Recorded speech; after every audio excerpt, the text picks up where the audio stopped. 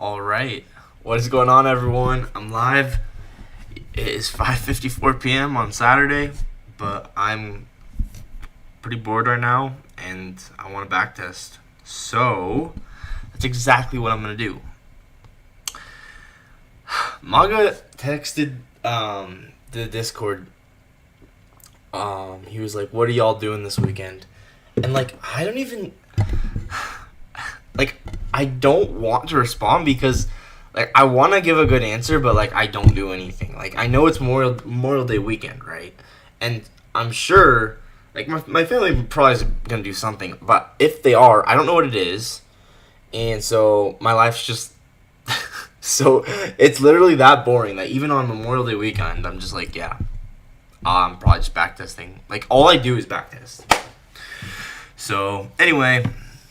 With that in mind, it's crazy. FA caught a $4,000 to $5,000 trade yesterday, which is crazy because yesterday, if I remember right, yesterday was kind of hard to trade. So we're gonna take a look at everything. Maybe we'll try and reverse engineer FA's trade, and yeah, I'm gonna get YouTube chat pulled up on my phone, but. It's crazy. I'm at 673 subs now. That's insane. Thank you guys so much. Can't believe that.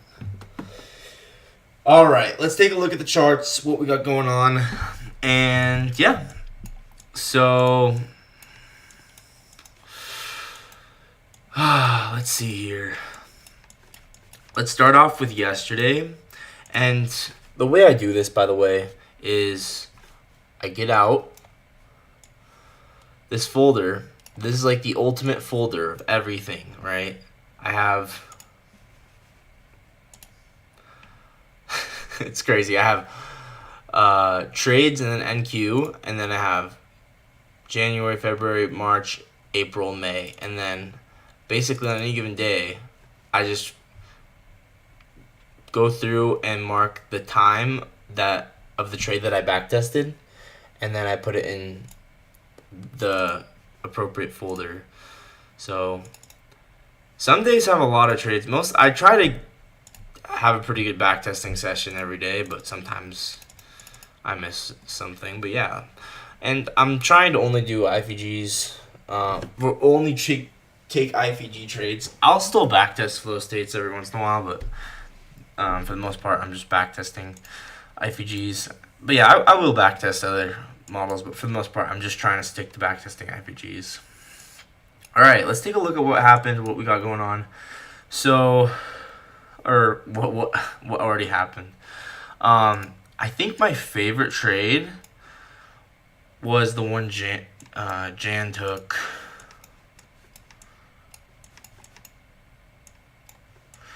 I liked this. I'm pretty sure he took this 5-minute inversion. And we had just really good generated liquidity all through here. But I already recorded this. So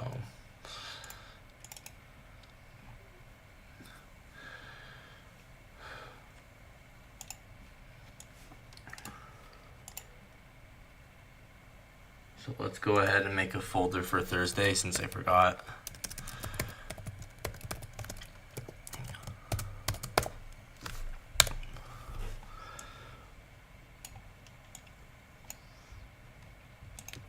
All right. Closed out. I wonder if there was an IFG in here.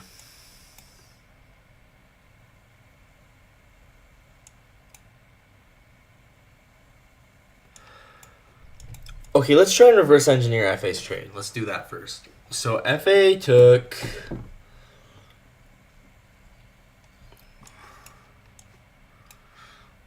let's see if we can find it. FA took this swing higher here. He caught the exact top too, which is absurd. So we're going to try and reverse engineer that. From what I know about what happened on Friday, is we had this really nice inversion, right? So at this point, we had inversed this for value gap. So we were expecting higher prices from here. And we retrace back down into this BPR.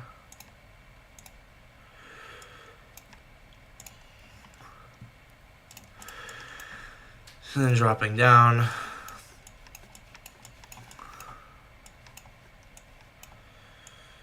Looks like he entered within here.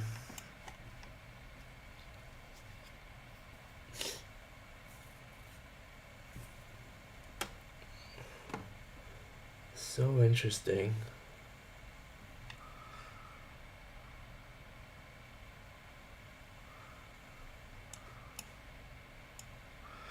Well, this is a flow state, right? Because we sweep everything out.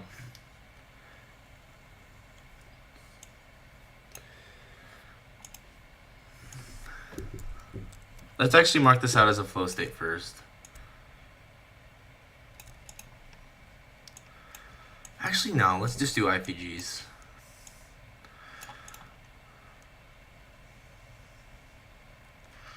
So here we have this old fair value gap.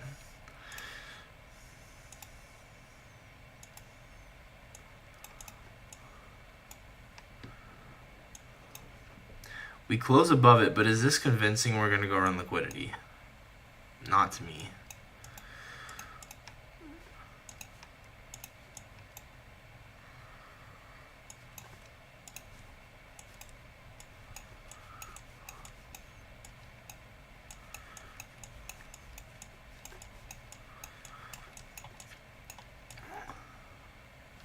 Where was it?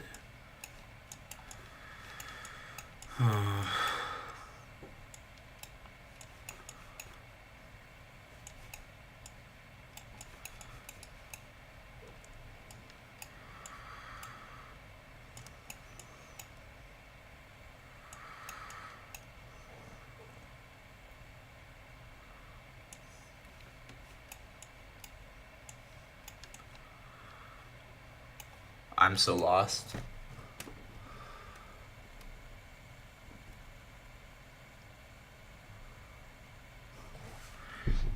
I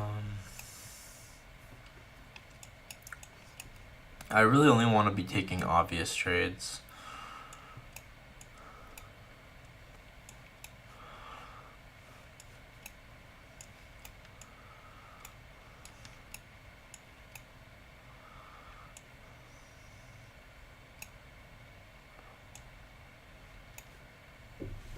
Dude, we lost the trade. What happened? How did it disappear? We were in the middle of reverse engineering it.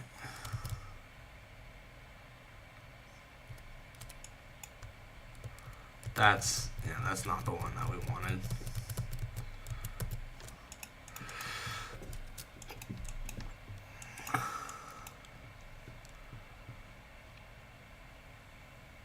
Oh, it was on Thursday. That's why.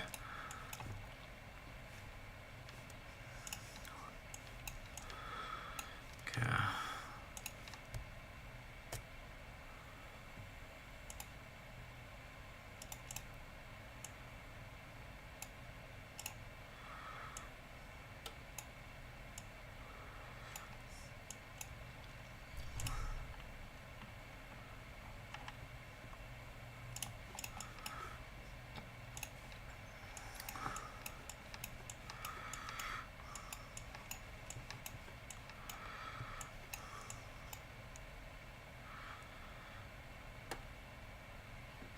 I'm not gonna lie, there's not an obvious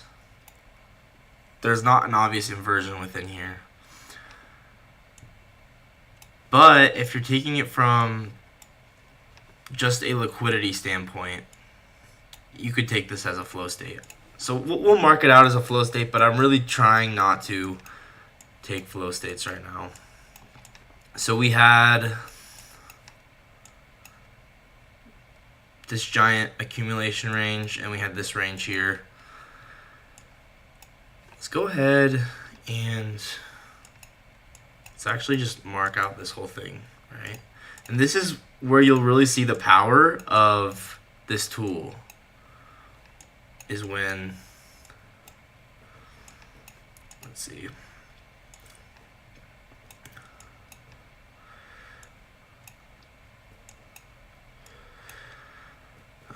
Anyway, let's just get back to the trade, the flow state trade. So I think this was like what you were wanting to target, right? This LRLR.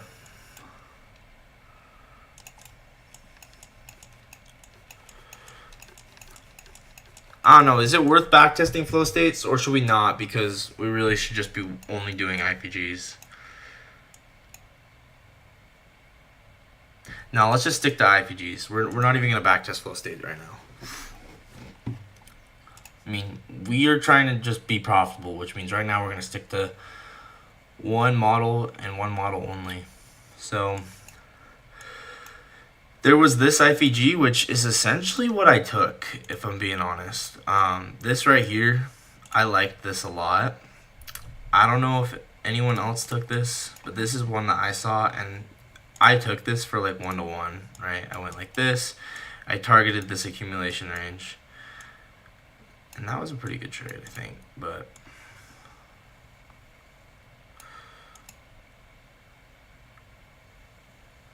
the whole previous session,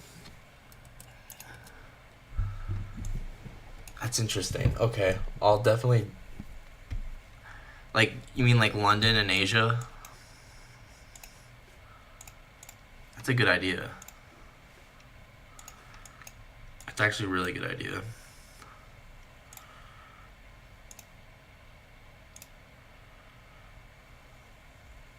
That's smart. Javier, that's really smart. Good thinking. Just like Asia's liquidity pool is right here. Nice. What do you see any trades that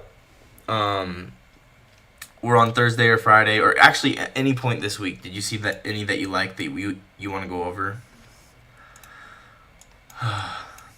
Like, there's genuinely not a lot of trades this week. This week was not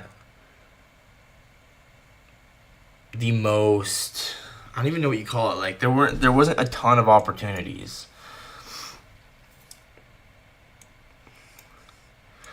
So I think, yeah, you could also take this, where we inverse this, and with just such an obvious accumulation range, it's like, yeah, we're gonna go there. So this is essentially the trade that I took, which is kind of cool.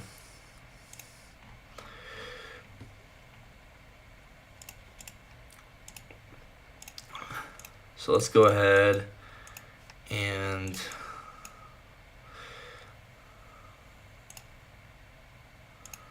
mark this out like this or something.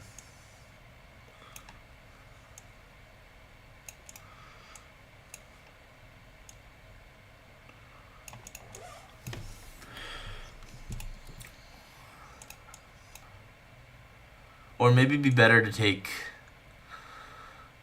probably higher probability. You know what? I'm not even going to mark it. There's just nothing really super obvious. Man, this is tricky. I don't know.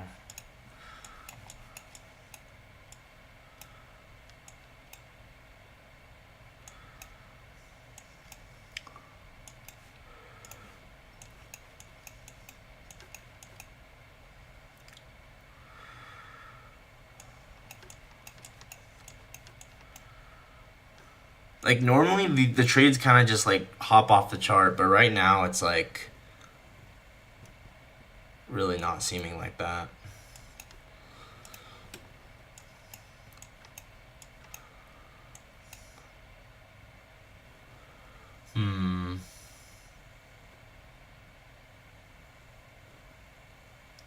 Man, I can't believe you guys are still watching me because I'm literally just without words. Like there's no good opportunities.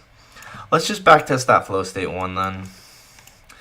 Because I can't find any IFGs.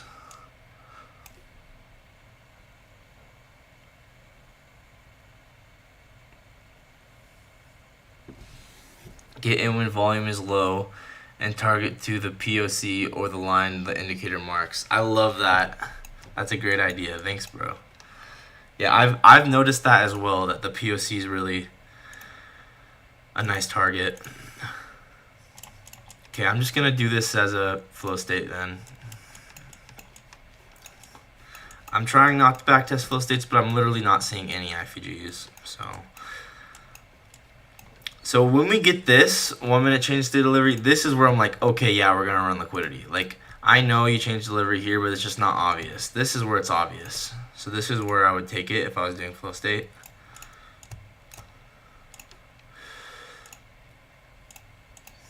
I'm really trying not to backtest flow states, but I literally can't find IFGs right now.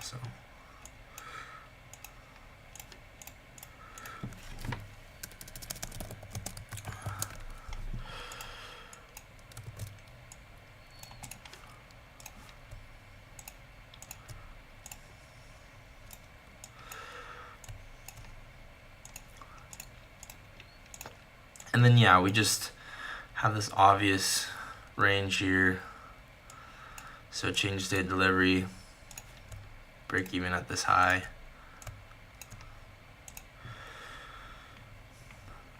I don't know if this is, you're not really supposed to go break even. Actually, no, on flow, when you get the close above, I think it's fine.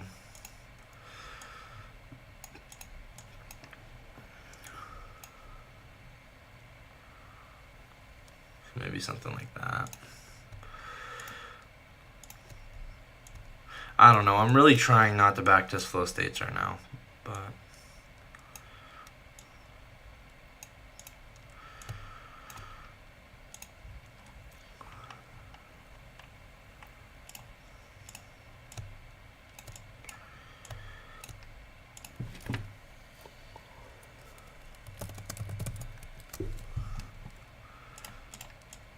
so once again, this change state delivery, I just don't think it's obvious we're going to run liquidity. But when we get this, I'm like, okay, yeah, these highs are going to get wrecked.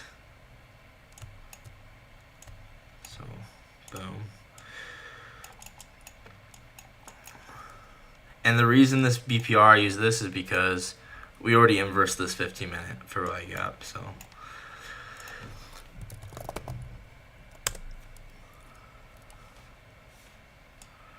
but like I said, I'm really trying to do IFGs, not flow state. I'm not doing any flow states for real trading. I'm only doing IFGs right now. But I think it's nice to, backtest them. Because why not? So what was this? Thursday at 9:51. Hey, was that right at the start of the macro too? 9:51. Flow state close. 1 minute. 15-minute. Okay. Yeah, there's just not. There wasn't a ton to go off of. There was a trade on Thursday that DNO took. This was good. So we're going to talk about this actually. So this was nice. This was a nice inversion where we get SMT with this high. Yeah, this was a nice trade. I was not on the charts at this time. This is where like patience really comes in, because you would have had to wait all throughout this to really get your first inversion that might have been worth taking. So here's SMT.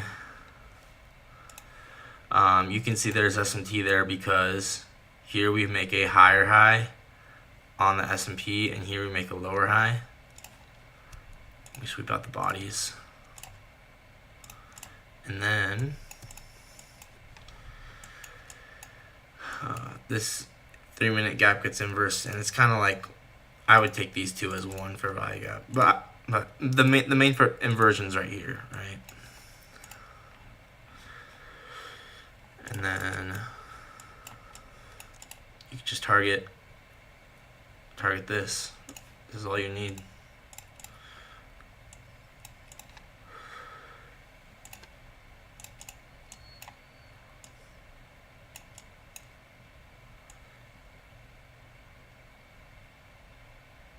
Something like that.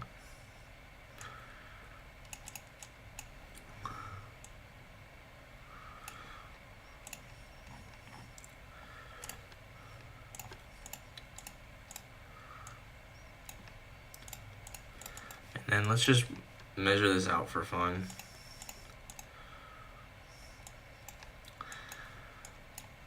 So let's just say that you targeted this. Because let's just be realistic, right?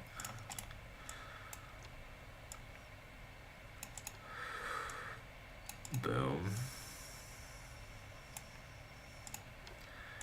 So would you go break even on this? Or would I? Honestly, I'd say probably on this trade, just because of this consolidation and this LRLR, I feel like you can maybe go break even, like, I guess you could go break even here. Let's just say you went break even here. Or even here. You would actually be fine.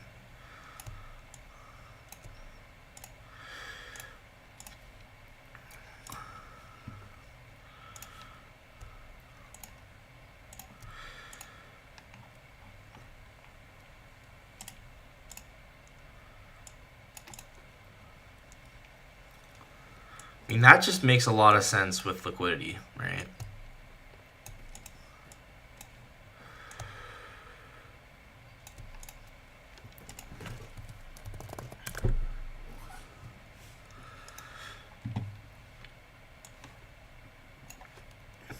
Okay, 12.18.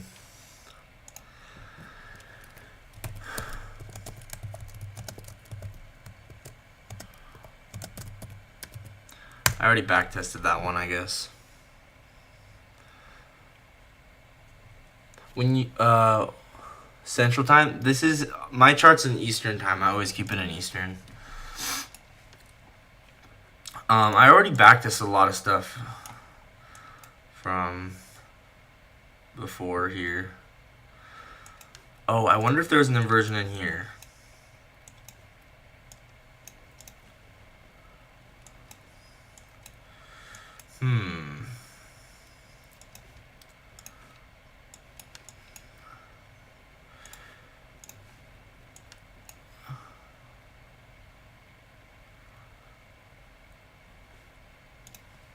I'm trying not to take trades unless they're like obvious, and I feel like I could try and nitpick a certain trade, but if it's not obvious, then I wouldn't have taken it. So this 30-minute was just really obvious, so we're gonna mark this out. I wonder if there was S&T at the low.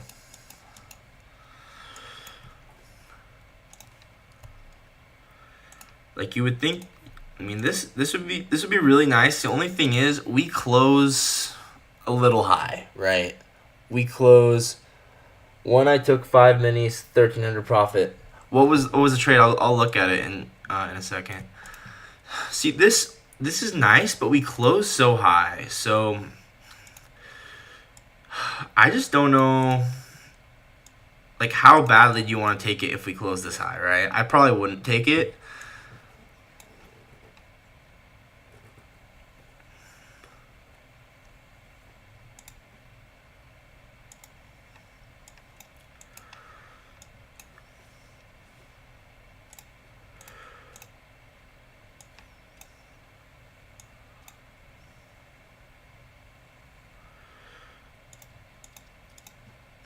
I mean, you could target, like, these bodies here.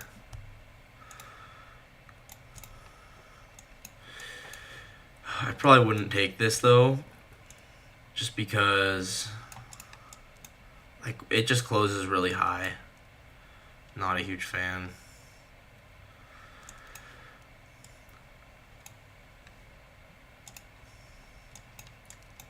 but I'll mark it, you know.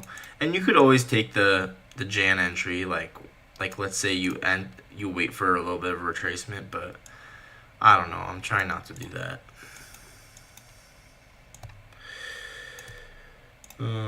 Jan entries are nicknames for like after we inverse a fair value gap. Like I'm basically call them Jan entries, where like you entered after we've already inversed it. You wait for a retrace, but like I don't know. I don't even know if that's like a legit thing. I just came up with it. I guess Jan. I don't know. I don't know if it's a legit thing though. That's the unprofitable me talking, but.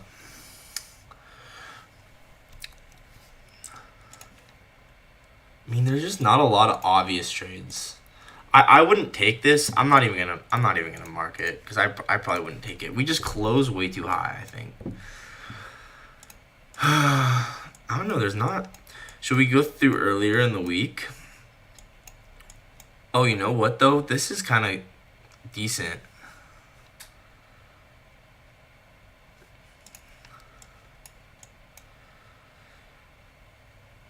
This was at 3 a.m. though.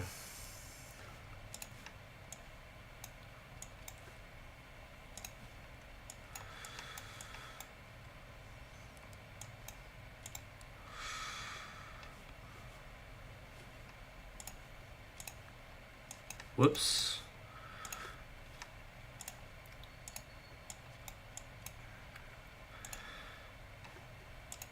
So, I mean, you could take this, like...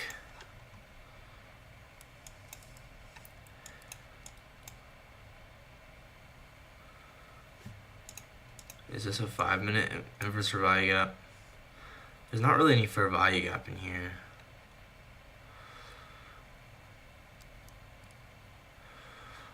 I hate marking out trades that are not obvious, because if it's not obvious, I would not have taken it. But it does seem like we would go run this.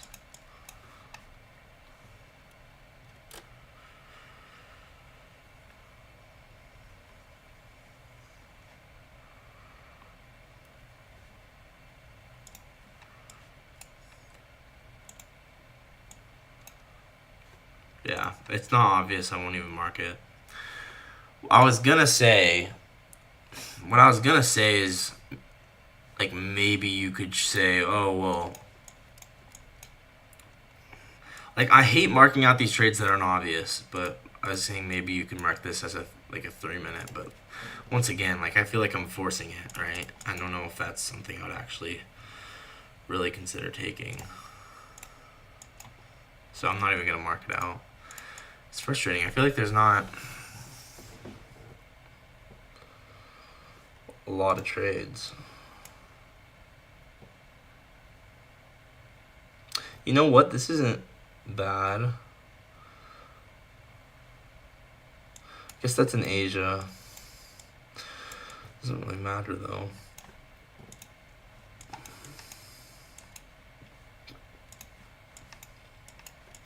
I'm just trying to mark out only the obvious ones.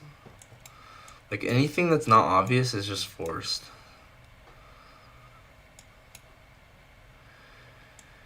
Here we have another one where we have an SMT. Oh, this is the same one as before. Never mind.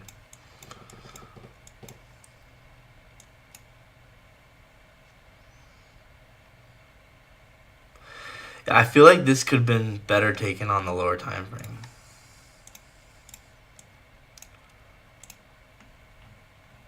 I mean, it's really precise here.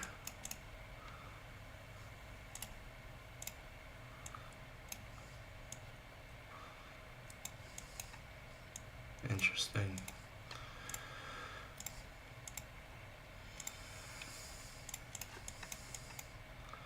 I just hate, like, marking out trades if they're not obvious, right?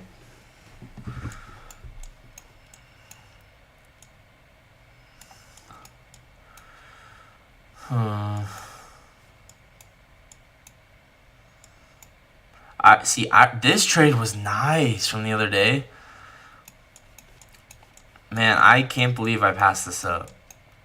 Well, I guess I didn't really pass it up, but it just happened too fast for my brain to comprehend. No, it wasn't even that. I just barely had just gotten on the charts, but this was an amazing trade.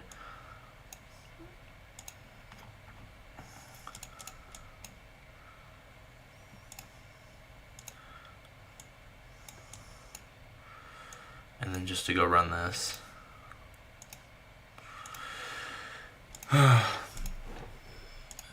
Guys, I feel like it's just there wasn't a lot of trades this week.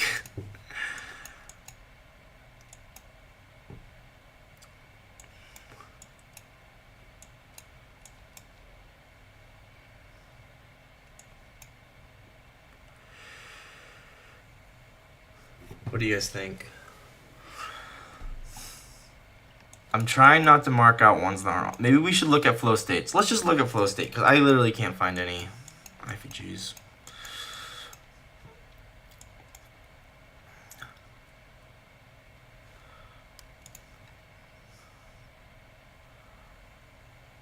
I don't know. I probably shouldn't do that.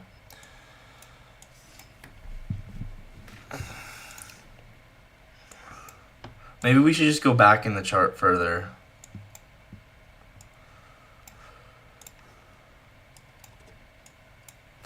And in my opinion, this failed because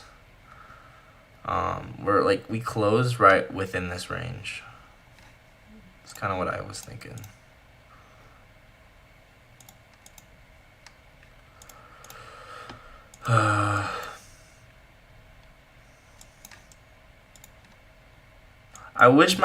I wish I was able to think more clearly, because I literally can't find any trades, I guess. I don't know. This was really nice right here. This was beautiful.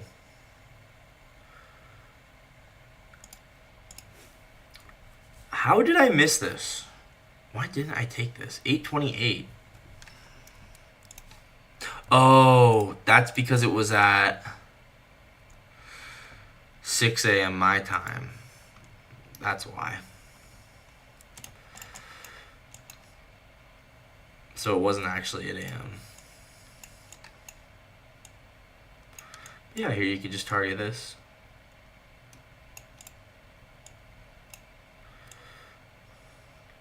Like 1 hour.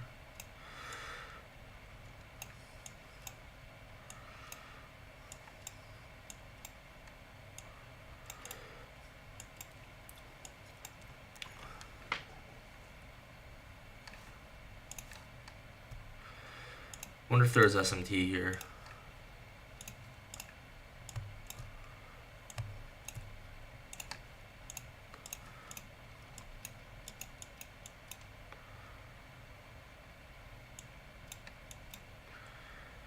There was. Man, it's crazy because like one trade like this, even though it looks tiny, this one trade could feed a family for a month. Trading is crazy. This like little dinky trade could, is all you need. Boom. I mean, that, you just know we're gonna go run this high.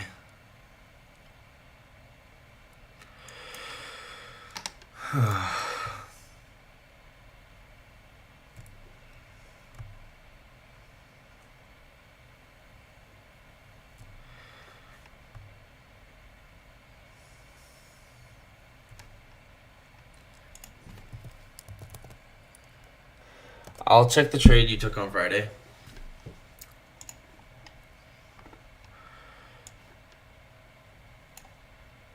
$8.26.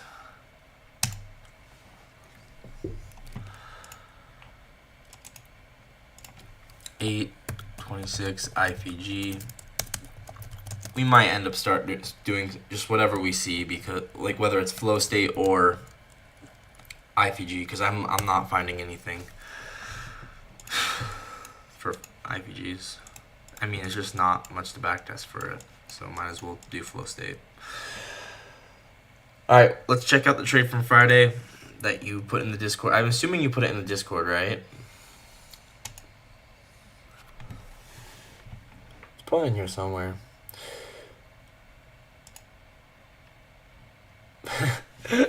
Oh man,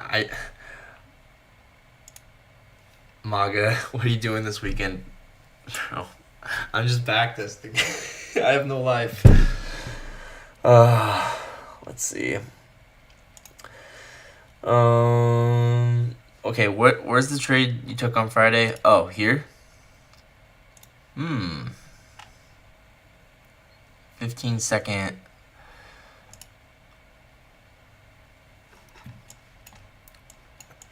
14-15.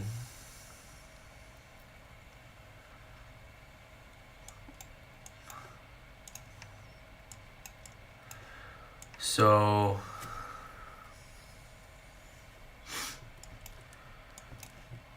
I'm assuming this was like a 15-second change state delivery. This is looking good so far. And then probably delivering from a 5-minute gap. Or maybe it's this 5-minute order block. I don't know. But either way.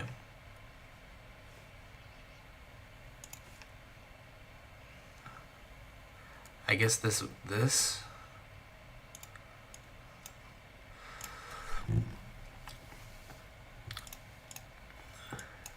And then sweep.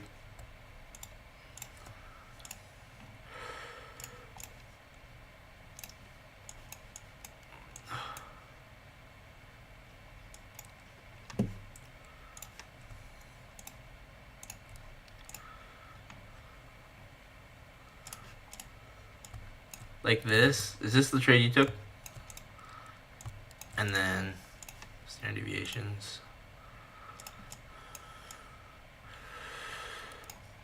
So you could go like this.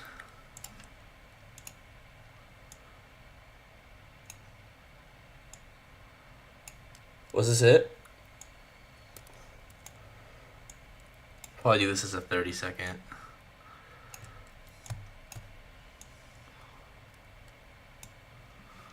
You put the entry.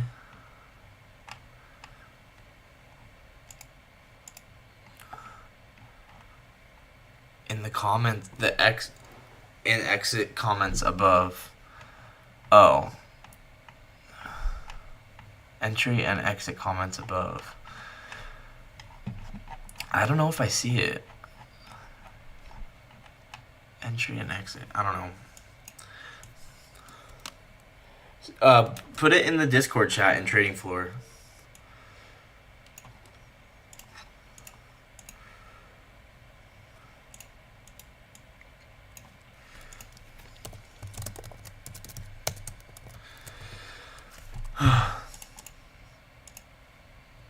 Yeah, I mean, this just looks like we're gonna go run into this consolidation here. Like, if I measure this out,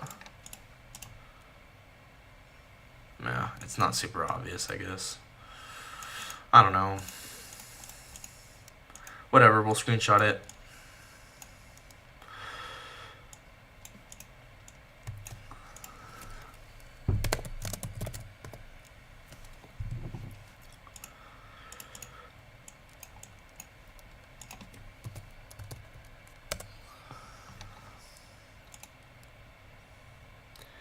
Yeah, but what was like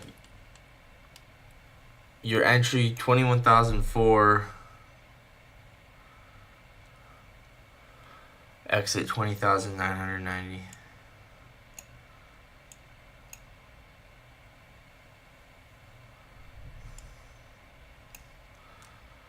Uh, 21,004.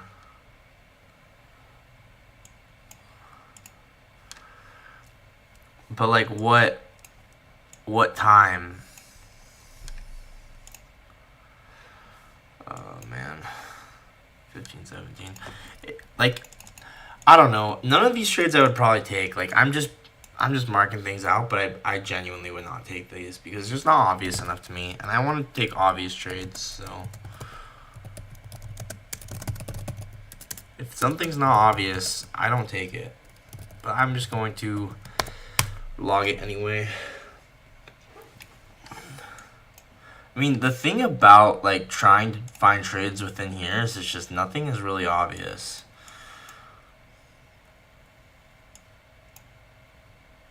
Oh, this looks good. I swear I took this though.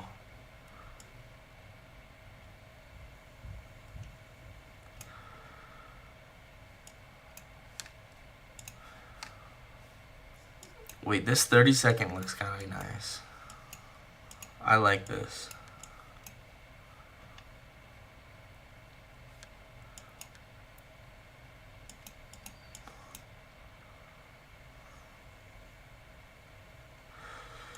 Yeah, because... oh my gosh. Yeah, this is really nice actually. Low, higher low, low. Wait. No. Equal lows. Never mind. I got excited. I didn't. Anyway.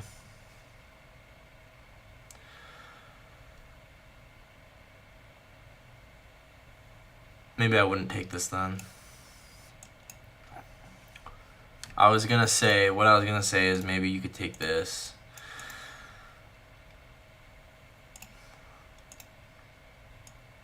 But on second thought,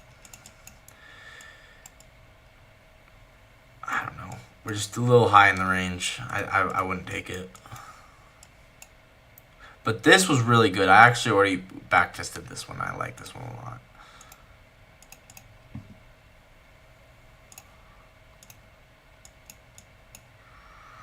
I think that was great. I'm trying to figure out the IFG or whatever trade FA took. I don't even know what trade FA took. I have no idea.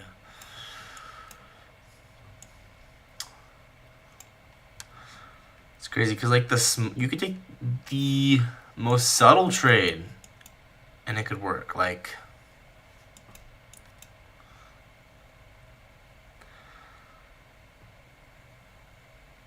I'm not saying I would take this, but this is an example of like just really subtle, but this is 1-to-1s are like goated. You just go boom. I mean, you have to have good reflexes though.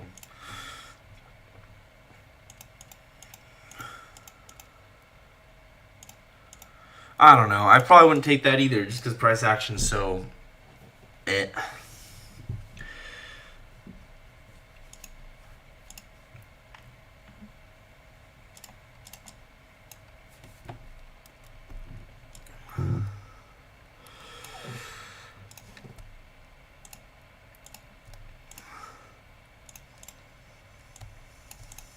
But whatever, I'll mark it.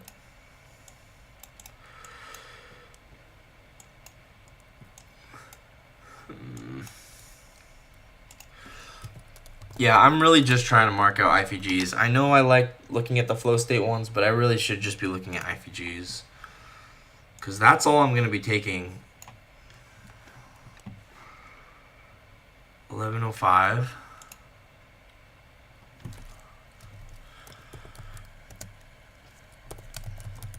What do you guys think? Do I look at flow states or do I only look at IFGs? Because I'm only going to be taking IFGs. But I don't know. Sometimes I just can't, like, I don't even see anything here.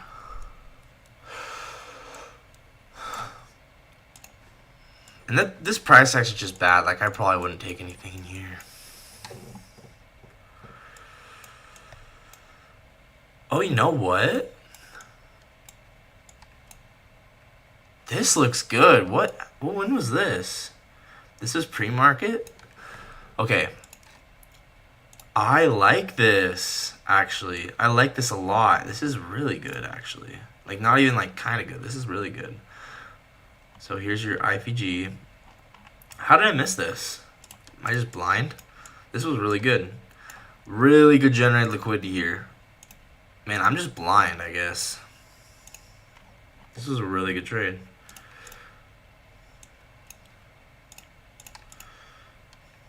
And this is just obvious. Like, I would take this every time.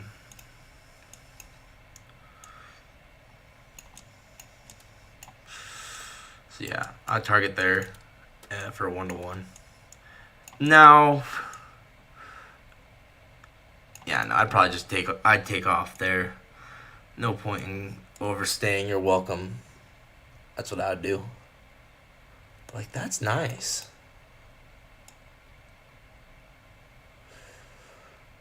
And so we sweep out this low. Let's see if we had SMT here. That would be crazy if we did.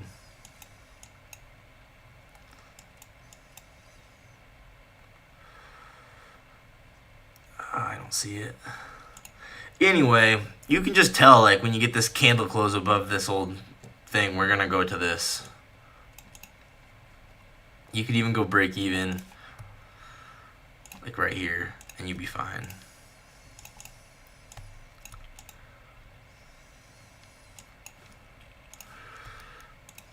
That's beautiful.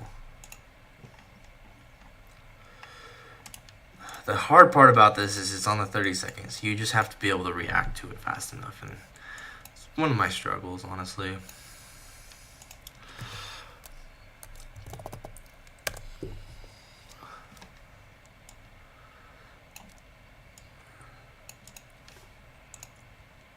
And I really am trying to do more 1-to-1s.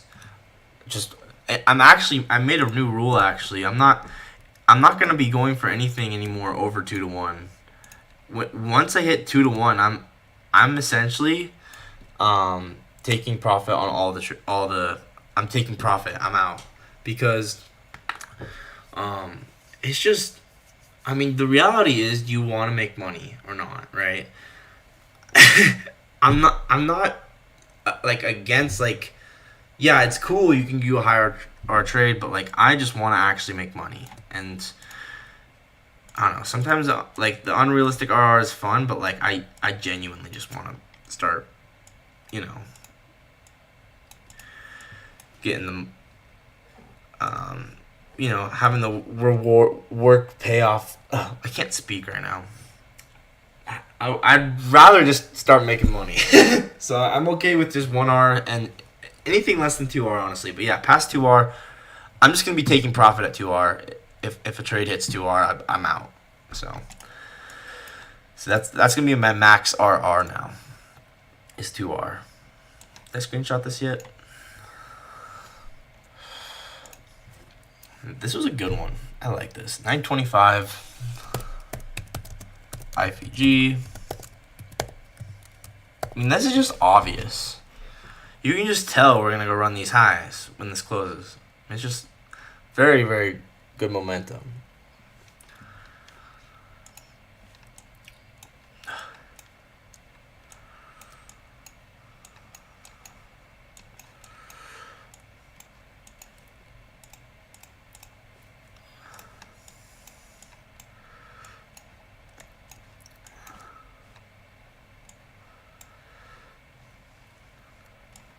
Man, this is also kind of interesting. I think I already backtested this.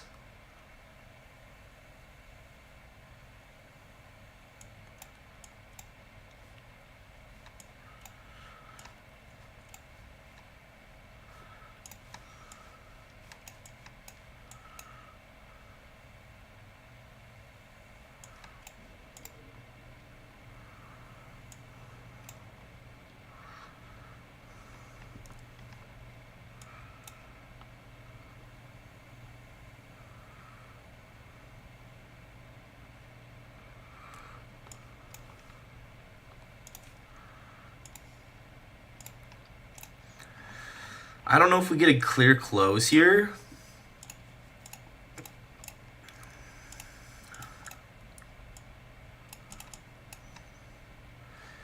But I don't know, sometimes you kind of just go, yeah, close enough. I don't know. You really shouldn't do that. So I guess there's no trade. But like, it almost feels like this is an inversion. But I don't think we inverse it. See, I wouldn't take that, but like I am noting it like in my head, like clearly we were drawing to here, and that's exactly where we went.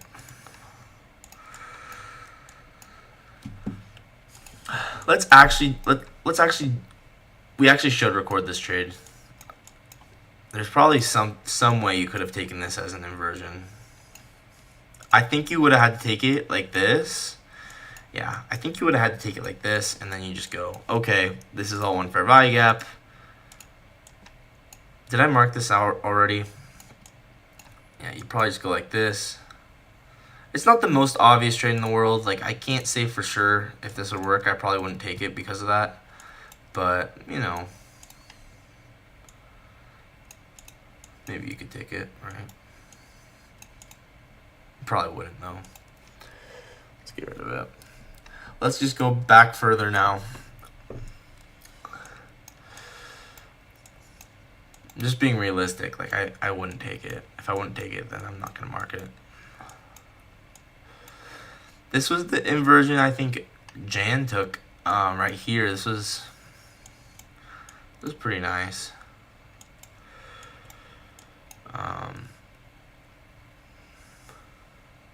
But I don't know if I would have taken it. Well, we had SMT actually.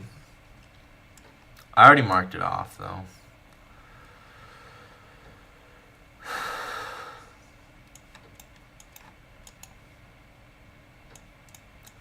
Let's just keep going back because I'm not seeing a ton. Okay, here we go, right? This might have been the trade Dodgy was talking about. Okay, yeah. Stuff like this, like, I'm taking this every time. This is sick. This is just one of those trades you just know. Like, yeah, it's probably going to work.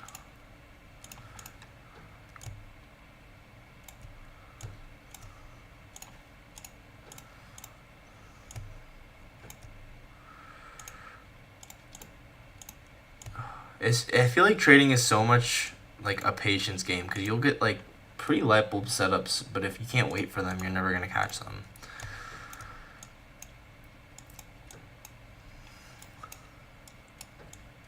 So I like this.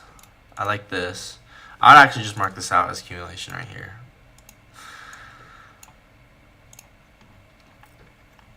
So I probably wouldn't go break even until we hit. I probably wouldn't go break until we hit this high, just because I want to give it some breathing room.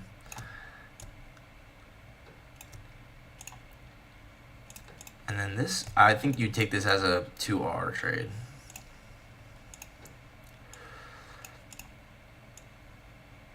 So like that.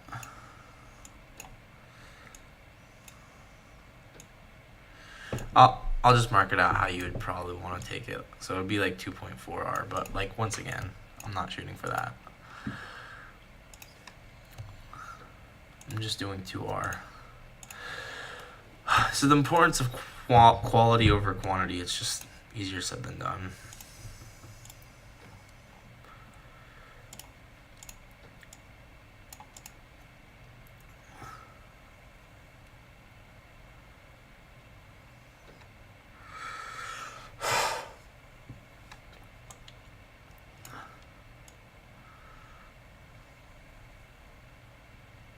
This one doesn't make sense because look, when you inverse this, you're like already below all the people in this range. Like, I don't think you'd ever take that because it just doesn't make sense with liquidity. Like, you want to target previous ranges. If you close below this old fair value gap, but your entry is like essentially below this accumulation range, it's like that's not really that good of a trade. I like this though. Let's screenshot this one.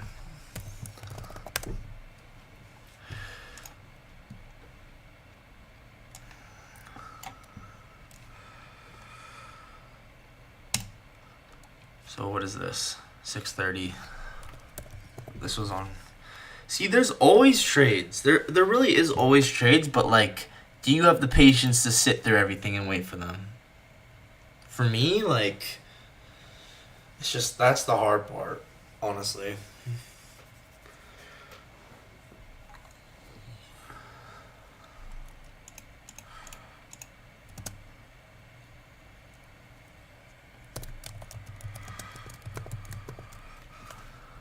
And like, even if you do catch them, you have to be ready within a split second. That's one of the most frustrating parts about IVGs, honestly.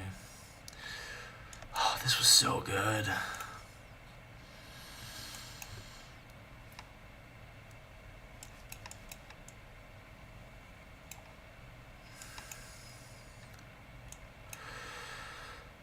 There was good trades on Tuesday, but not in the morning.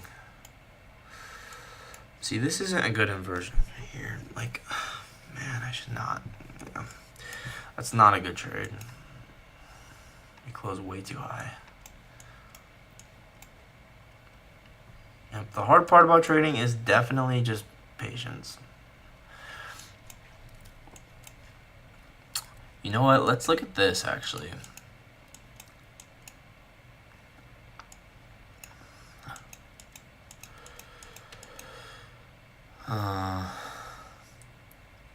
So we end up getting SMT here.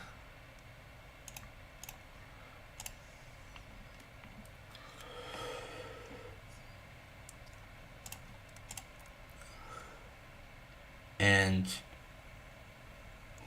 once again, like, you don't take trades with, like, this is not ready to run liquidity yet. It just doesn't look like it. But then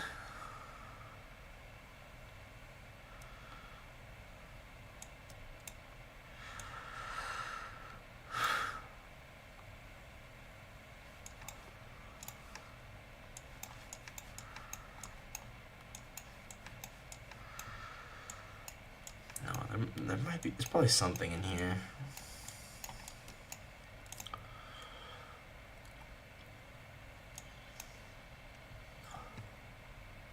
Oh no, nothing obvious. I don't know. Dang, dude. It's kind of like it's annoying how much price action I'm having to go through to even find anything. This was just like a hard week.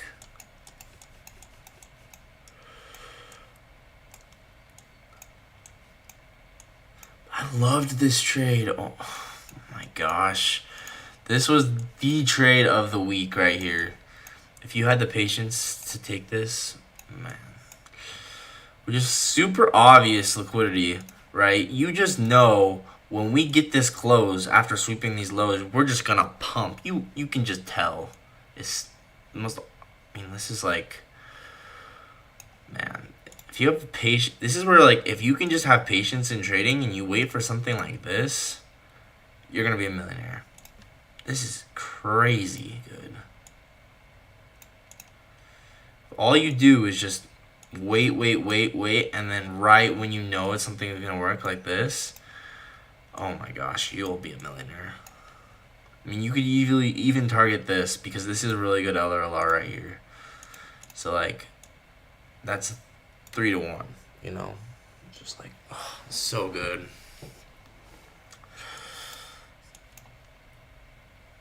Even this, right? You could target here for 1R. This isn't obvious. This is not an inversion. This isn't an inversion. None of this is obvious. But this one you could take and you could target 1R. Okay. Actually, you know what? Here we go.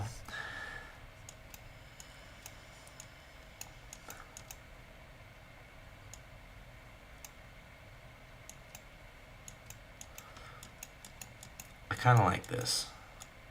Where, yeah.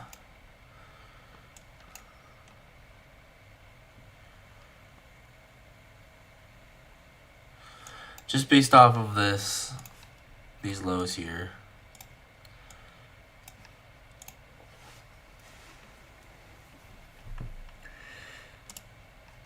So yeah, like I said, I'm really just gonna be targeting like 1 and 2R from now on because I mean that's what a lot of these trades even offer, if I'm being honest. Like, a lot of trades mostly just offer 1Rs.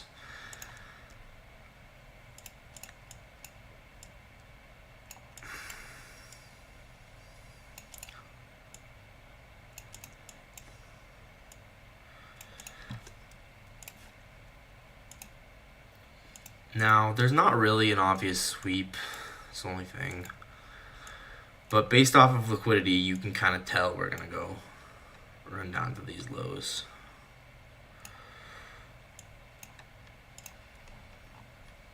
Like, when you see an inversion, even if it's not like perfect, and you can see all this, you know we're probably going to go down there.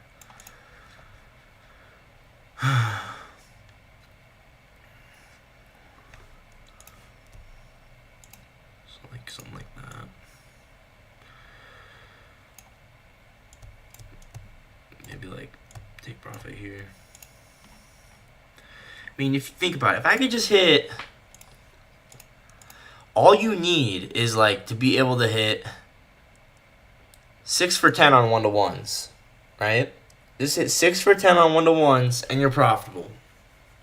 I mean, how hard could that really be, right?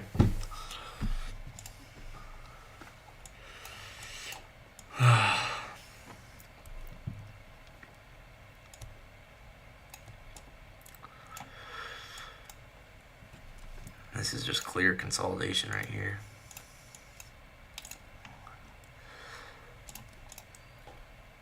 That is the most realist thing. Just 6 for 10 on 1-to-1s. That's profitability, you know.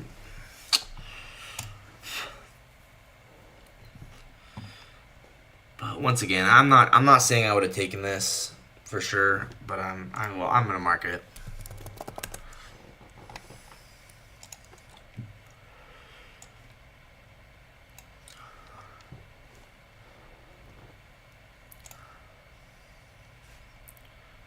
$224. And I'm gonna be super defensive from now on going into the market. I'm gonna be really like seriously trying not to take trades, right? That's unless it's like really obvious, the goal is defense, right? I mean, easier said than done though.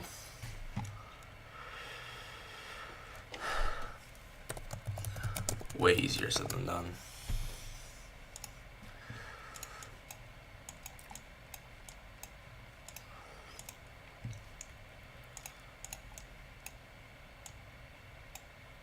What's this? Is that a high? No, the market open. I've back tested all this already.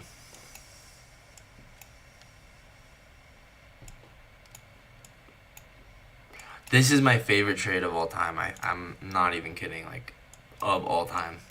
Right here. Oh, we gotta go back further. I mean, if this isn't the best trade of all time, I don't know what is. But I already backtested this, so I'm not gonna screenshot it. But like, if I see this in real life in lifetime, I'm full porting my fundeds. I'm just kidding. But like, no, this is like, when have you ever seen something like this not work? This is crazy good. Like, this is one of the best trades I've ever seen.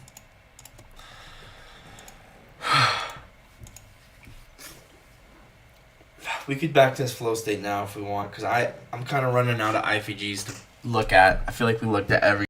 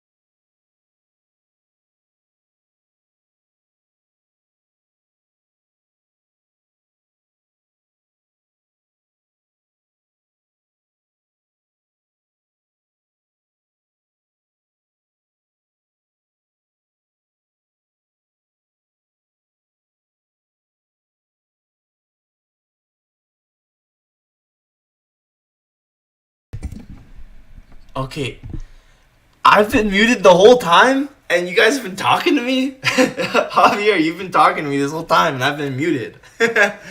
Oh my gosh. No one said anything until edit. Oh my gosh. That's funny. So I really do think with this, you measure out standard deviations with this leg. You want to use the obvious price leg. This is the obvious price leg, right? So I'd go from this body to this body and see how we hit perfectly the second, third, and fourth standard deviation, right? It's like it's literally doesn't get more perfect than this. This is crazy. So yeah, I think what I was saying earlier is if I was ever to make an account, because I'm not going to try and mix the strategy. I'm going to just do IPGs. But if I ever did, like, trade flow states, maybe I'll trade on a different prop firm with just flow state. And what I'd probably do for flow state, I know it sounds kind of stupid, but I feel like it actually makes a lot of sense. So much of the time with a flow state, so much of the time, if you trade it correctly, it's going to go to that fourth standard deviation. Like, if you really do a really high probability flow state trade, it's going to go to that fourth standard deviation. It's like one of those guided missiles. It seeks it out. It's always going to go to the fourth standard deviation. I mean, look at this. Look at how perfectly we go to the fourth standard deviation. So if I ever made an account for trading flow state, I would probably just do, okay, I'm going to take the highest probability flow states and just try and hit that fourth standard deviation. And then never go break even on the flow states. Because if you do everything right, it really should hit the fourth standard deviation. So you really only need to get a 25% win rate. And then you could, yeah, it's pretty cool. Okay, so why is this not... Anyway, it's around 4R.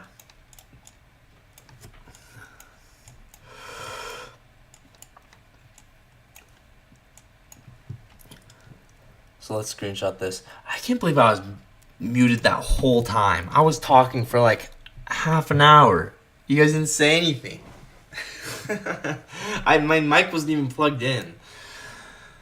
That's crazy. So yeah, like I said, if I ever do flow states again, like if I ever trade them for real, I'll probably just do separate account for flow state because I'll never really be trading flow state and IPGs at the same time anyway. So I'll probably just do like a separate prop firm and just do flow state. Like I'll probably do top step and I'll just trade flow state on top step. That's probably what I'd do. Yo, what's up? Suhul, Ali. How are you, man? So what day was this? Thursday, May 22nd. I'm trying not to backtest flow states, but I don't know. I can't help it sometimes.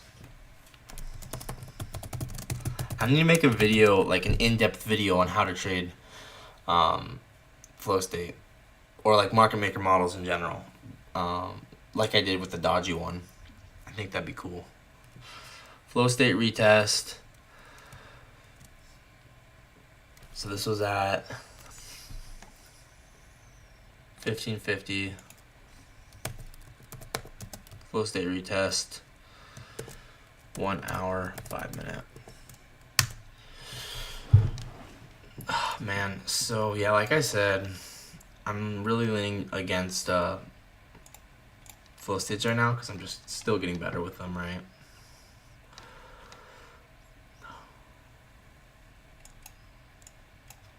But you could even take this as a flow state.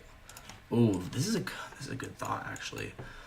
This is a nice one because this 1 hour for value gap is pretty obvious and it's just chilling below all of this price action here.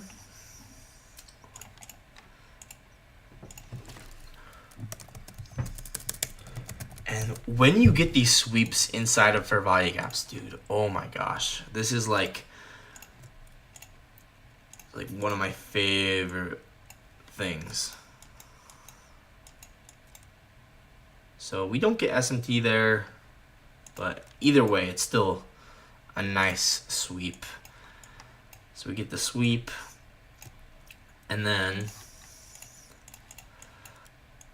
so here's external sweep. This is previous day's low, by the way. Don't ask me how I know that, I just remember.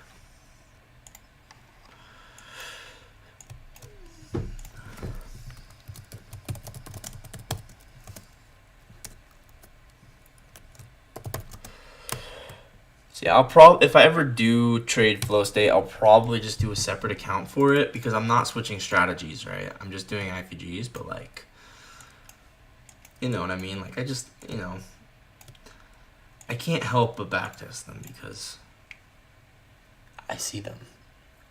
I see the market. I see the machine running, and I'm not afraid to say it, you know? It's like so obvious. Like, sweep previous day's low, sweep of this low, and then like, you can take it like this, where you get the this is the most obvious 5-minute chain state delivery. How long have I been studying ICT concepts?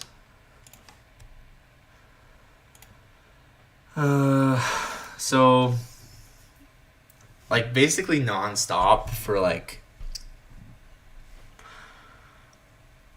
almost the past 2 years now. Basically non-stop. I would say probably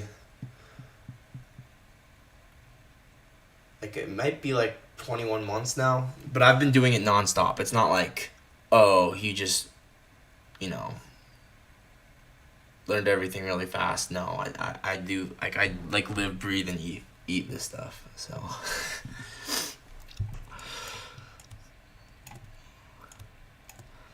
And like, I'm semi-profitable, but I'm not, like, I have, one of my biggest issues is patience, honestly. Like, I have 650,000 in funding, I have 3,600 in payouts, but I'm still like, you know, I'm still just getting better right now, and I mess up a lot, so just kind of in that weird in-between phase, but I know that I'm close.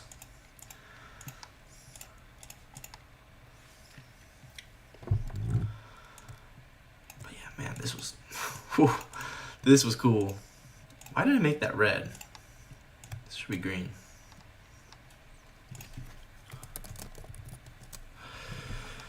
So you could enter it like this right when you retest this. And like, once again, if I ever take flow states, I'm just targeting 4th standard deviations every time now, if I ever do. I guess this wouldn't have worked. So maybe I'll just target the second one here. Anyway, I'm not trading flow state because I just want to be profitable. I just want, what's the word? I just think IPGs, they're like the highest probability, simplest strategy you can get. If you can just wait for the high probability ones, if you have that kind of patience, you'll be profitable. But it's like, oh, it's so much easier said than done.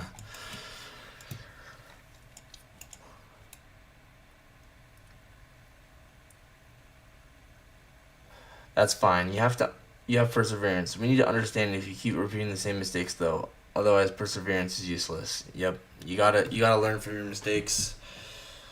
My biggest issue is like, it really is patience. Like, I'll know when there's a really good setup. I'll know. But can I wait for it? I mean, that's the hard part. Because I could just, you know, sit on the chart and be like, oh, I kind of like this one. And like, I end up taking it and then it's a loss. And I'm like, well, did I need to take that? No. That's the hard part about trading. But it is what it is. Like I said earlier, I'm really just going to be going for 1 to 2R now. Nothing higher than 2R. I'm really just ready to say, hey, I just want to get wins and, you know, be happy with them. But like I said, price action for IPGs was amazing these past couple days. There's not a lot of opportunities to look at in here.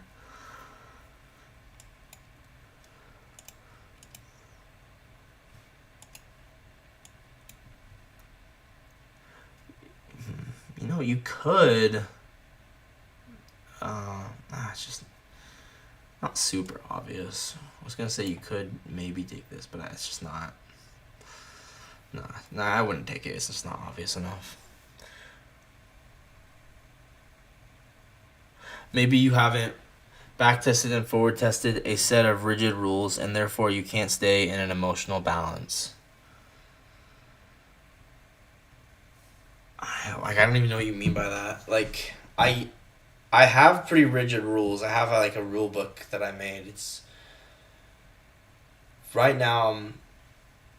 I think the main thing is patience, honestly, because you can go watch my live streams and like, I'll take really good trades, but then I'll also take horrendous trades, and it's like, bro, it's just like a patience thing. But like, I'm getting better, so. But I am like semi profitable. Like I've gotten 3,600 in payouts, and I've gotten funded 650,000. So, like it's not like I'm unprofitable completely. But I'm also not consistently profitable either. I'm in a pretty chill spot, I guess you could say. So, yeah, nothing in here is super obvious. But yeah, like I said, I've only been trading not even 2 years yet. So like, put that in perspective, right? Like if you could just continue where I'm going, like if I could continue at this pace, right? If I continue at this pace, imagine where I'll be in 3 years. Imagine where I'll be in 4 years. You know, that's where it gets exciting. Yeah, like I said, price action like is just not obvious to me. Anything in here is like nothing in here is obvious, and I don't think you don't trade stuff that's not obvious. So we should maybe just go back further in time and try and find that. Or we could look at, I really don't want to do this, but we could look at like Bitcoin or something. But I really just want to not do that because it's just, you want to trade your asset you trade. Create a rigid system and do a challenge where you stick to it faithfully for 25 trades. I mean, I do have a rigid. I only trade inverse or value gaps. I don't trade flow state.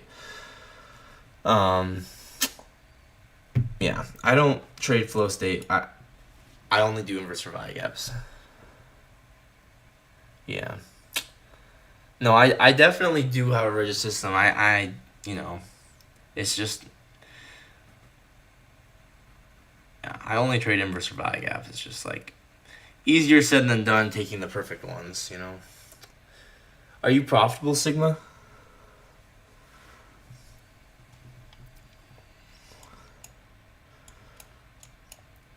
Like, yeah, if you just wait for these, like, whew, you'll be profitable in no time.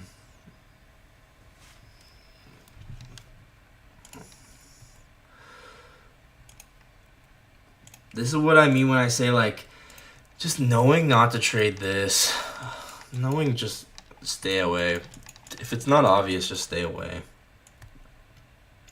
And probably, you know what? I would probably say you don't even need to take this. You could take it like here when we inverse this.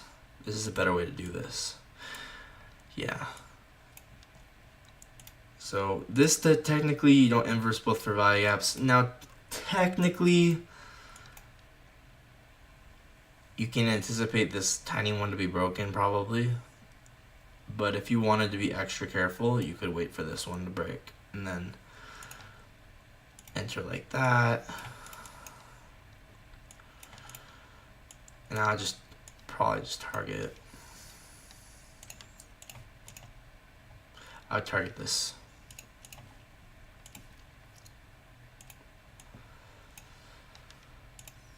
So this is the prime price action I want to trade.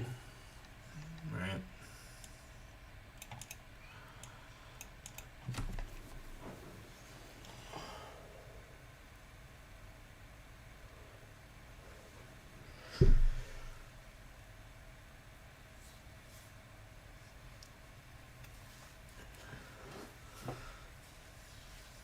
So I'll probably just say like trade that.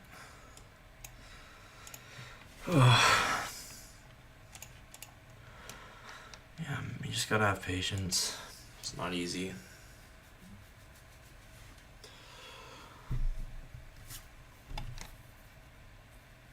also, this doesn't even happen. This didn't even happen in New York, so it's like it's happened right before New York.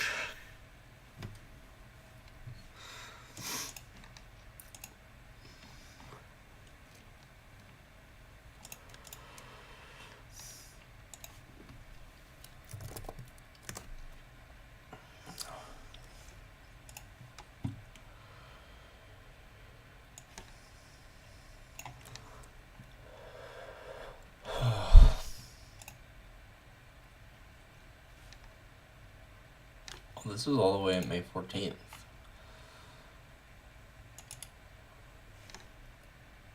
$6.20. I already have this one.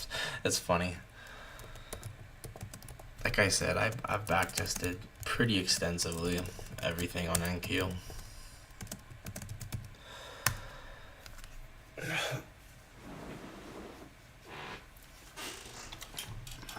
Maybe there's a trade on lower time from here. Like,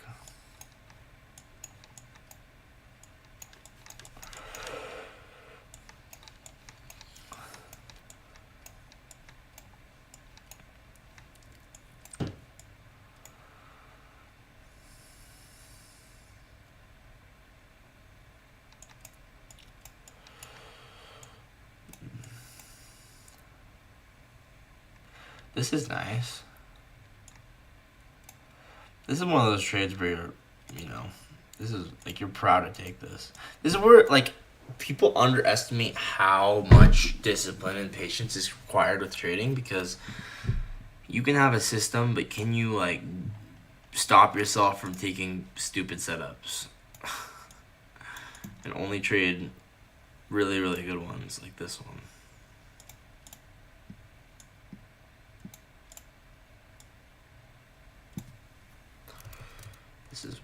This was beautiful. I'd target 2R on this every time. It's just obvious we're gonna go to this low.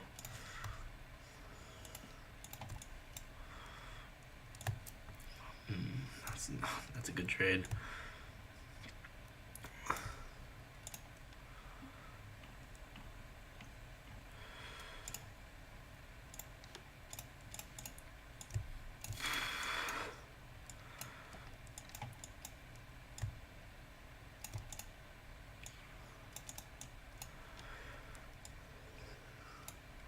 You could go break even here. Probably go break even here. Okay, that's probably what I'd do. Oh, and delivering from for Vigap.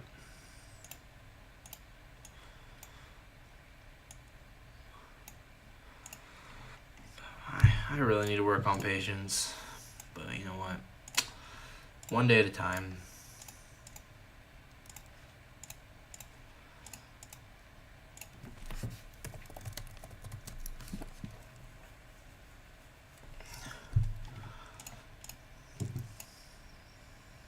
But you can also see how this is like very low time frame: accumulation, manipulation, distribution.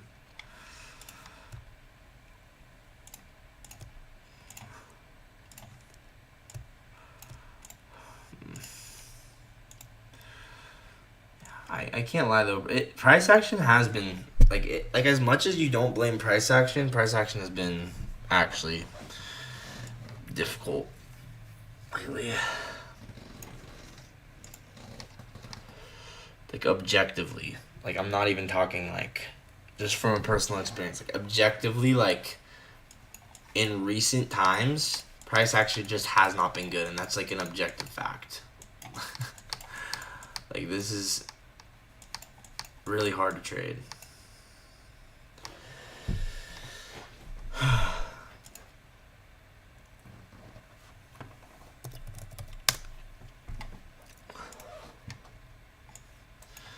So here's one where you could maybe consider taking it.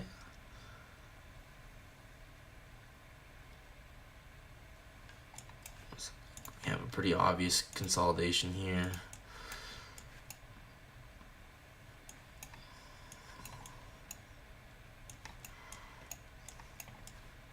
on the other side of the curve. Yeah, this is one that's like, yeah. This is definitely not too bad. Then again, actually,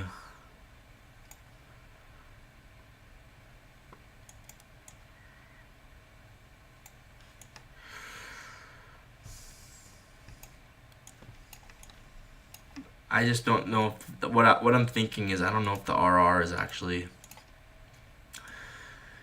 like, it doesn't make sense with 0.6. No, you wouldn't take that.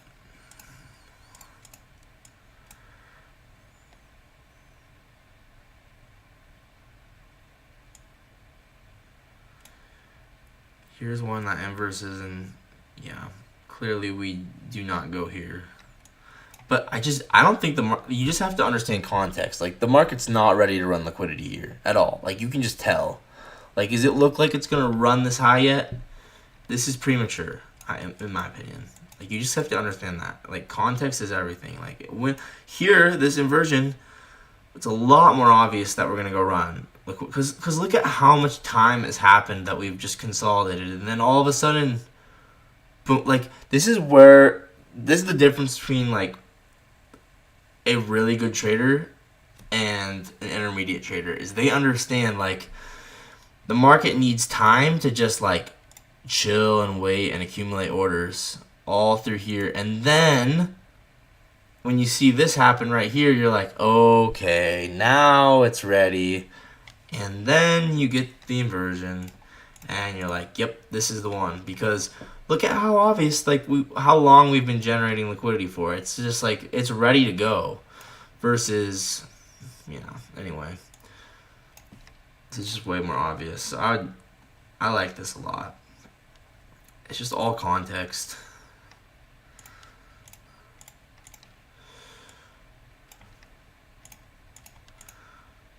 Man, it's easier said than done, though. It's so hard.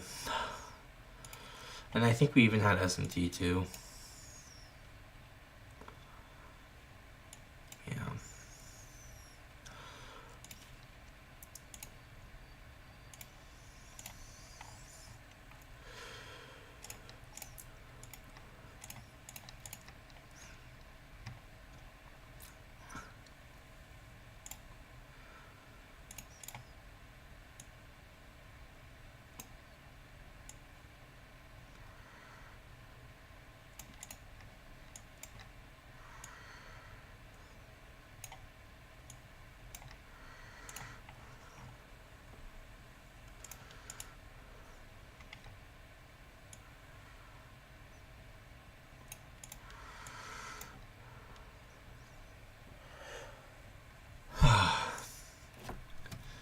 It's like, I want to keep backtesting, but it's so hard to backtest when price action is just... Obviously, I wouldn't trade most of this. Like, I'm just being realistic. I wouldn't. And I think trying to backtest price action you just wouldn't really trade is just a disservice to you. Like, it's just not super, super obvious or anything here.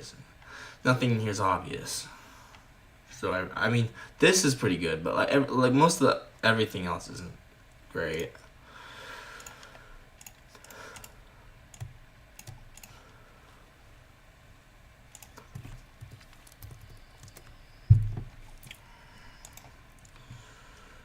Like, this is where, like, this is the hard part about, being profitable is, like, I probably wouldn't even get a setup within here. Because this was before the market opened, like, way before.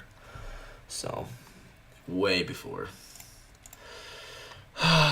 Man, it's really just going to come down to, like, do I have the patience to wait? Do I have the patience to wait for the ones that I know are going to work? Because if I just wait for the obvious ones that are going to run liquidity,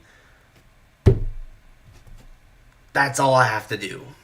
But it's so easy to fall into this trap of, oh, I need to take... Thank you for the hearts, by the way. I appreciate it. It always makes me happy when people spam that. It's like, it's so easy to take the ones that are just not ready to run liquidity and not obvious, and yeah, it's so easy to take them. It's like ridiculously easy. But like, if you only stick to trades like this where it's just like super obvious, like yeah, the market's, look at how long the market's been generating liquidity. It's so obvious. At this point, it's so obvious we're gonna go run this, and it's like if you could just wait for those, you're gonna make. But it's so much. I don't know what the word is. It's so much easier said than done. So let's screenshot this. I already kind of backtested this one, but I just wanted to talk about it because it did happen recently. 7:15. Like, we could go. So what do you guys think I should do? Because on one hand, we could keep backtesting price action from the last few days, but it's just been so bad, and there's not a lot more you can do without backtesting setups you just know you wouldn't take. Like, you get to a point where you're looking at setups like, I just wouldn't take that. So like, why am I backtesting it? So do we go back further in time? Do we look at like Bitcoin? Like, do we? I don't know what because you can only backtest so far before you run out of trades. I'm just like being realistic.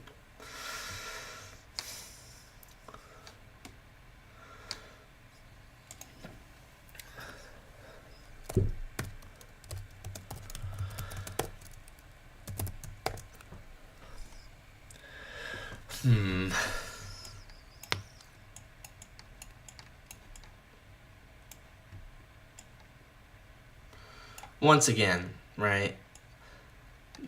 This is decent, but I am suspicious because, well, actually, I don't know. I guess this is decent. I'm trying to find a reason why this wouldn't be good. Like, I feel like it's decent. I just think maybe there was a hard time from inversion the opposite way. I actually do think that's possible. Nah, there wasn't. But I think, once again, it's still like, it could be more obvious that we're going to run liquidity. Like, I'm being so genuine. Like, it could be more obvious that we were going to go run liquidity. Because look at something like this, where it's like, it looks good, but compare it to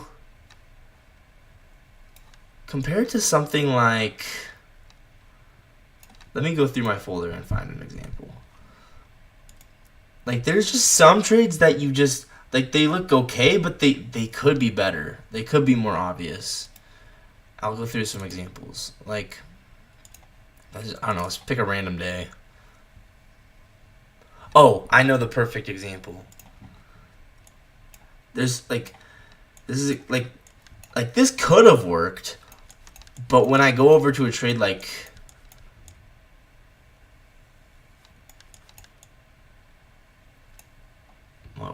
let me see. A trade like this. Right here. Like, that other one could work, but it was like, it might not run liquidity. This one, I know every single time this is going to work. Like, this is going to work. 100% chance. 100%. This is like, maybe not 100%, but like, look at how obvious it is that we're going to go run at least to these highs, and then probably these highs. And it's just like, can I have the patience to wait? That's really what it's going to come down to. So,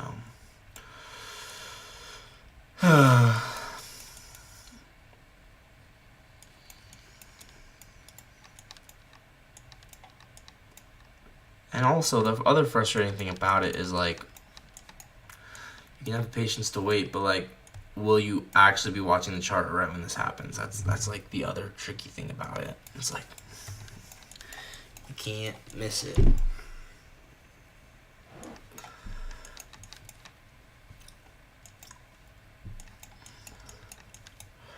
So, yeah. I don't know. It's just very subtle things, but like, it's real. These are the kinds of trades that are really hard to not take because you think this is good, but it's like pushing a rock down a hill. Hey, Etsy, what's up? It's like pushing a rock down a hill. If I'm standing on top of a hill and I'm ready to push a rock, is it obvious that this is gonna start the avalanche? Like it feels like a good inversion, but it's obvious that it's gonna start this compared to this over here from the other day. I don't even know. You saw the trade from before. Like, there's some that are just more obvious than others, is what I'm trying to say. I'm just hanging out, just backtesting. It's hard to backtest these most recent days, though, because there's not a ton of setups, and then you kind of run out of setups to backtest, and you're just sitting here staring at trades you know you wouldn't even take in the first place. So, I don't know. It gets kind of to the point where you're like, do I even want to backtest because I know that these are not good trades that I would actually be taking.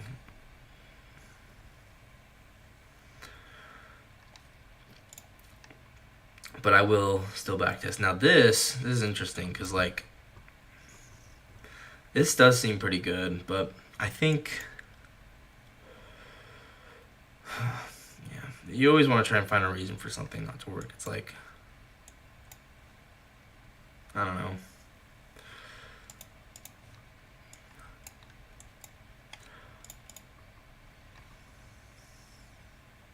I mean, I feel like I would probably take this.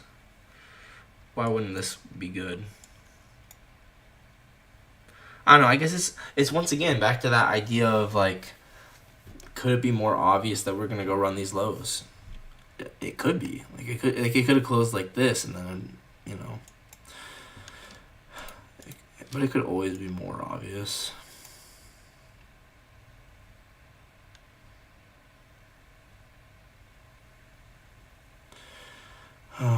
This is why you have to be like super picky. It's way easier said than done.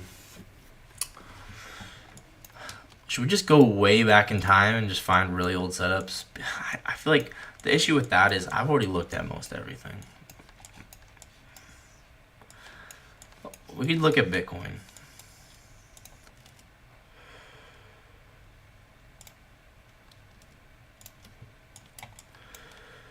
Or we could even look at gold or something.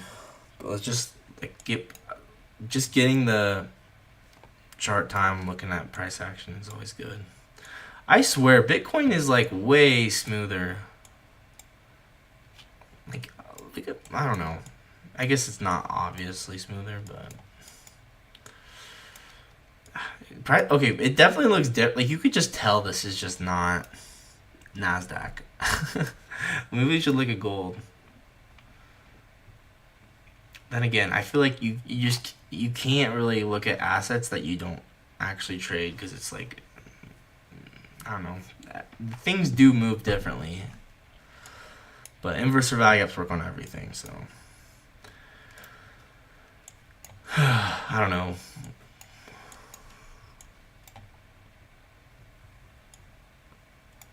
So I love this.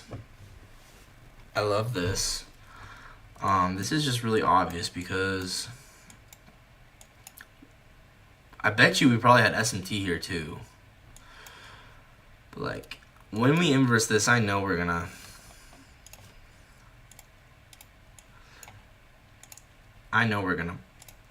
at least go here. And I can go break even there.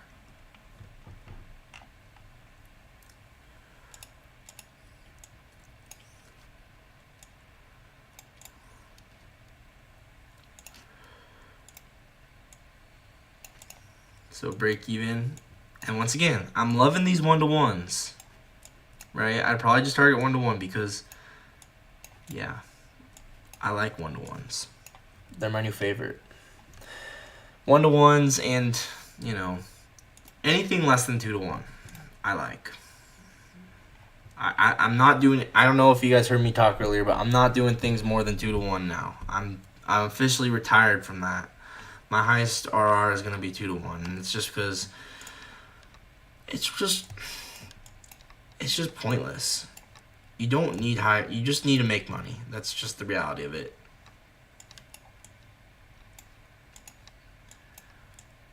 So why would you make it harder for yourself? The reason I like 2R though is like it's nice to, you know, not have every loss set you back completely. It's nice to have a little bit extra, so like, you know, your wins are bigger than your losses. But then again, it's like 1-to-1s can be really nice, especially when it's just super obvious. So let's put this in Bitcoin folder, the Bitcoin folder. Like I said, I've basically backtested every little inch and centimeter of NQ, like ever. I like look at how much of NQ I've backtested, right?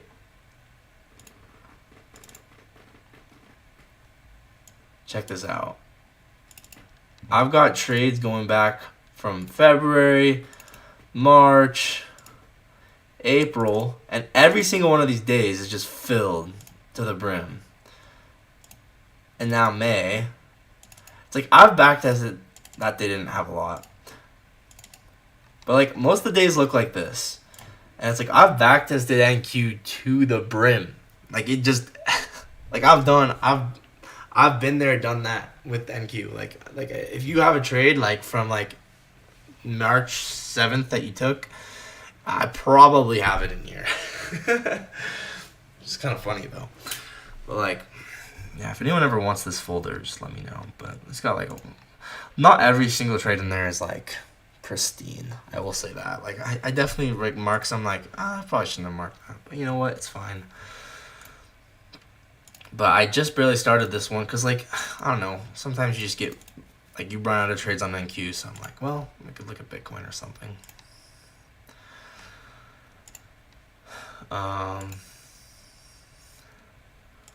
Maybe I'll do one for gold too, or like I don't know. I'm trying not to look at other assets, but it's like I want to just keep backtesting. I don't want to have to wait.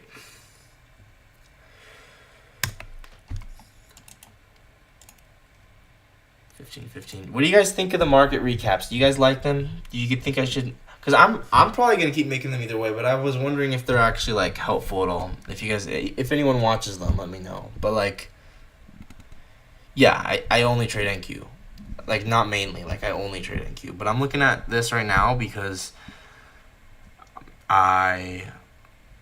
it's hard to look at trades from the last couple days. I mean, there's really only so many trades that you can look at from the last couple days without going, yeah, I would never take that. Like, that's just not a trade I would take. And it's hard because I want to keep backtesting NQ, but I'm either going to have to go back in time, like months, on the chart, or I'm just going to have to backtest trades that I know I would never take. And it's like, well. So that's why I'm looking at Bitcoin right now, but I only trade NQ. I could look at flow state trades, but I'm not. I'm really not trying to do that right now. I'm trying to just have one model right now with inverse value gaps. So 15.15. Okay, what is this? Tuesday, May 20th. Am I dumb? Did I type? I'm just gonna write this in as I don't even care.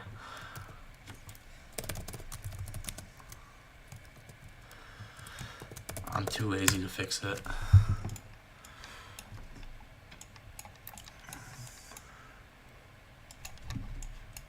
I'm like my favorite time frame might be the like 3 minute and 5 minute. How much do I make per month? So, like I was telling people earlier, I'm a semi-profitable trader. I'm not like I'm like in that in-between phase where I'm funded. I have gotten payouts, but I haven't like made anything crazy because I'm still getting better. Like I've not even done this 2 years, but I'm definitely getting a lot better. I'm definitely seeing improvement. It's just that in between phase where I've made some money, but only like because I'm a human being. I make mistakes. I do stupid stuff. I do stupid trades, but I'm definitely like I don't know. I'm at $650,000 in funding right now, and only 3,600 in payouts. But you know what? It's hard because psychologically I'll get up to the payouts on the accounts, and then right as I get up to that payout level, like psychologically it's like it hits you that it's real money, and so that's why I had to turn off my P&L actually, because like you get to the point where you're right up next to the payout level, and you're like I can't. I lost my train of thought. Like you just start to think about the money, and you can't stop like thinking about the money, and it makes you take bad trades. So, yeah, I'm like to answer your question, semi profitable. But that's why I'm not living in a luxury apartment in the middle of Miami. It's because I'm not 100% like the best trader yet, but I'm working on it. Like I said, been trading almost 2 years now. So like imagine where I'll be in like 3, 4, 5 years, 6 years. You know. Anyway, let's keep looking around, seeing what other trades we had. Man, maybe I should just trade Bitcoin. I bet you this was a 3-minute. No, actually, this is fine to take as a 5-minute. Honestly, like I can just tell that we're gonna go run this high. This is actually fine. I'll mark this out. Why is Bitcoin so good right now? Maybe it's because it's all-time highs.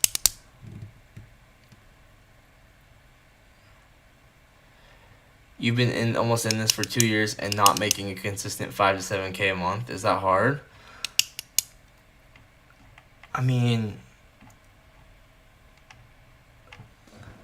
it's all relative, right? Because like you have to understand, like this is not a get-rich-quick scheme. It's a long game. Like if it was easy, everyone would be a trader, right? How long? Think about this. How long does it take to become a doctor, a lawyer, right? You have to put it in perspective, because I've not been doing this 2 years, and sure, I'm not making 5 to 7K a month, but even if I do that in the next year, if it happens in the next year, and it's been 3 years in, and I'm making, like, let's say I make 100K in a year, like next year. I mean, it takes people like a whole decade of their life going to school to become a lawyer or a doctor. But if I can become a trader in like 2 to 3 years and make that much money too, like that's still a win. You have to realize that, right? Like that's what's powerful about trading. So it's really hard though. I can't lie. You can't sugarcoat it. Say trading's easy. It's not. It's just not. If it was easy, everyone would do it. It's like equivalent to becoming one of the best at anything. You have to actually spend the time and put in the hours and really understand what's going on at a really high level. It's like becoming a doctor, right? Not anyone can just go become a doctor. Like you have to put in years of stuff. The same is true with trading. The same is true with anything.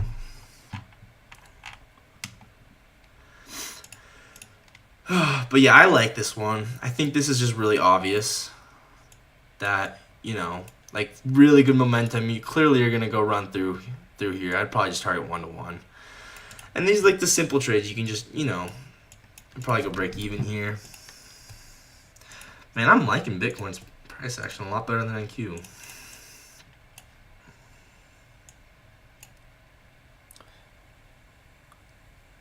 So how much can we expect to make a month after 2 years? I'm gonna tell you right now, you can't expect anything. You can't go into it expecting. Like if you go into it for trying to make money, I guarantee you're gonna fall on your face and give up. You actually have to genuinely like if it's not for people who don't want it. If you don't want it, like just don't even try, because I'm telling you right now, like you're gonna give up at like you're gonna give up at like 3 to 6 months in. Like I guarantee you. Like if you think about the money, you're gonna fall on your face and fail.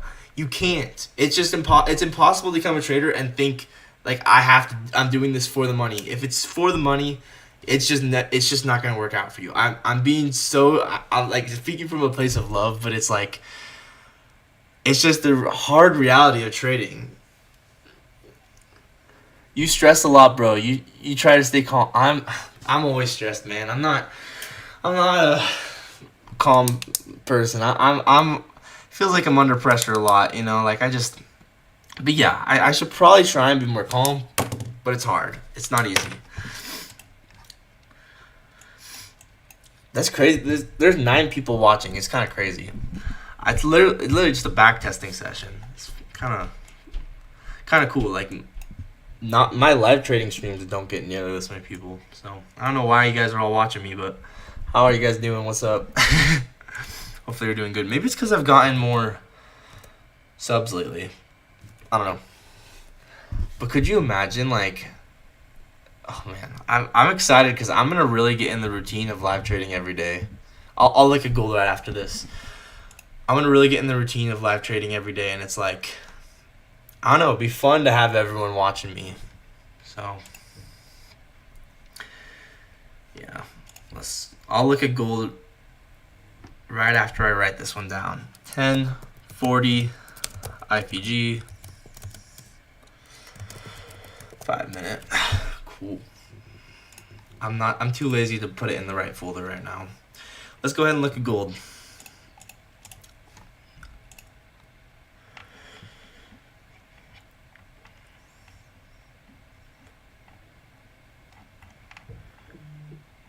If I can find it.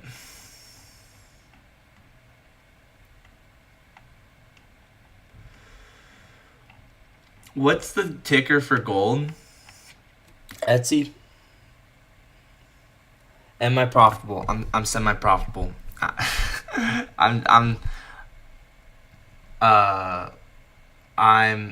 just answered this, but I'm semi-profitable. That's the answer. Like, I've gotten funded, I've gotten payouts, but I'm at that point where I'm still working towards consistency and you know, making a lot of money, right? I'm in that in-between phase. And that's just the reality of it. Like, it takes time. I mean, if it was easy, everyone would do it. So, it's not easy. Trading is hard. That's just the reality of it. I mean, I'm really imperfect. Like, I make a lot of mistakes. Like, I take dumb trades. I'm impatient sometimes. It's hard. It's not easy. But that's just trading, and most people aren't that transparent about it. Most people are going to tell you, oh, yeah, I'm totally profitable. Like, most people aren't going to be transparent at all, so.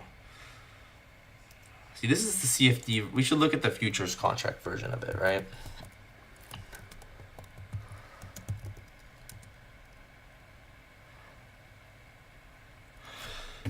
I trade inverse fair value gaps. If you haven't seen that video where I talk about it with Dodgy's strategy, it's my most popular video.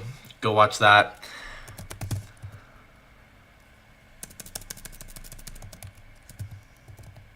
Here we go. This is what we want. Gold futures. Sweet.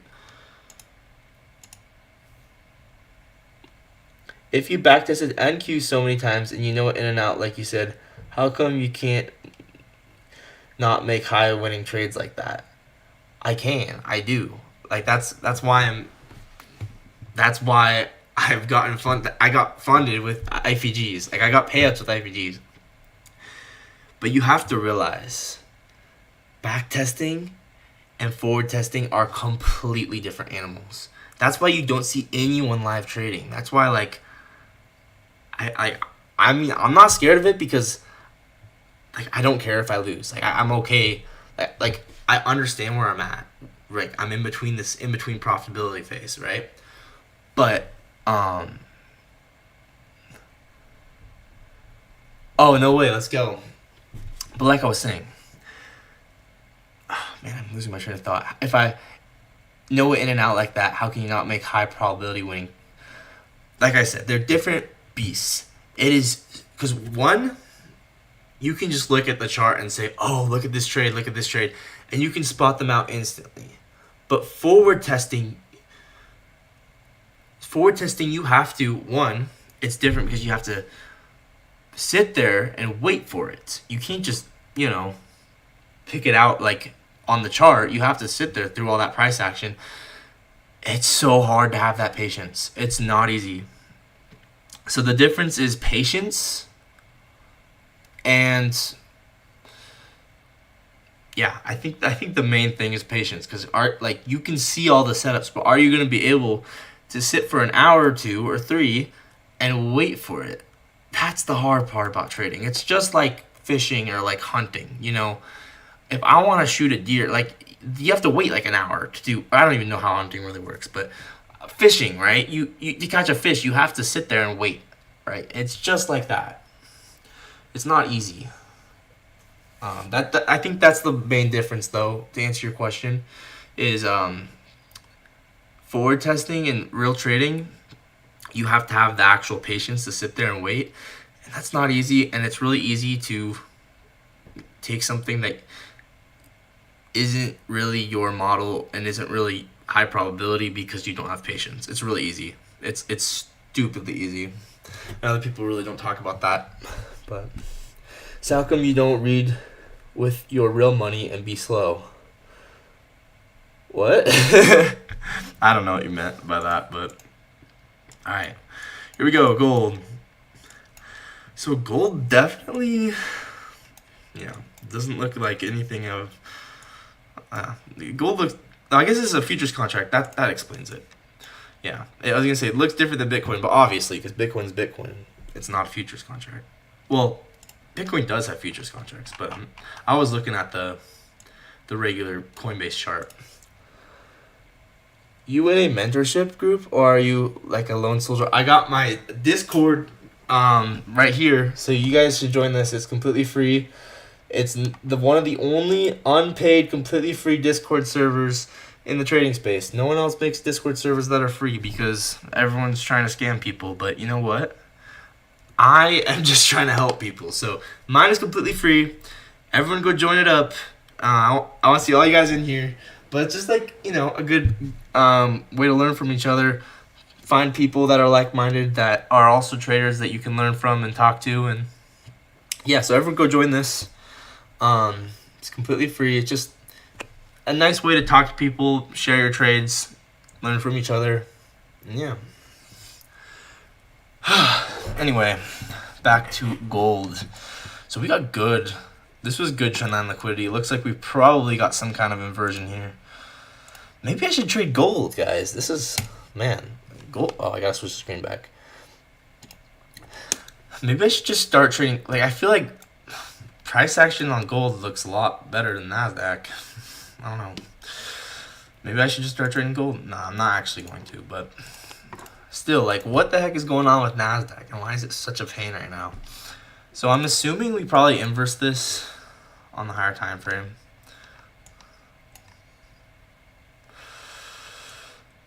See, this is where it gets interesting, because, like,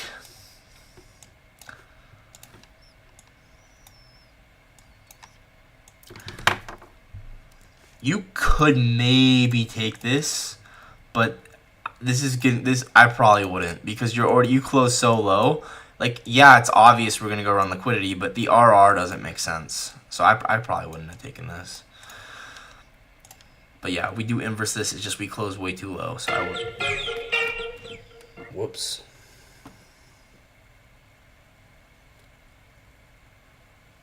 Yeah, I only trade NQ.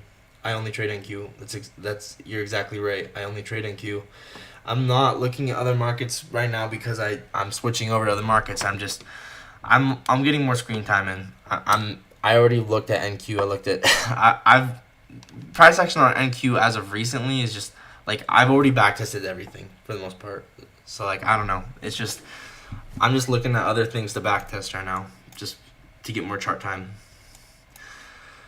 But yeah, I probably would not have taken that because it just closed way too low. This is crazy. 11 people are watching. This is so crazy. I've never had this many people watch a backtesting stream before. It's surprising.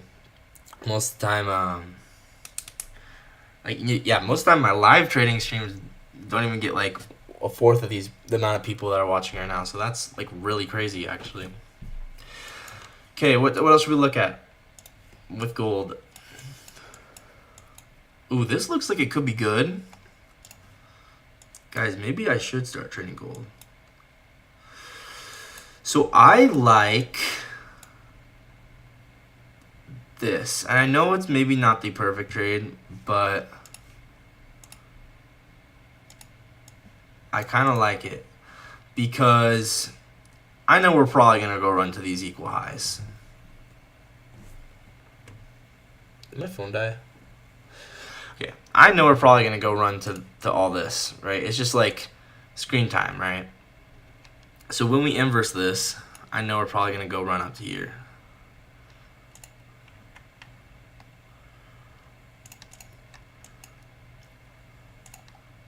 So boom, go like that. 1.09.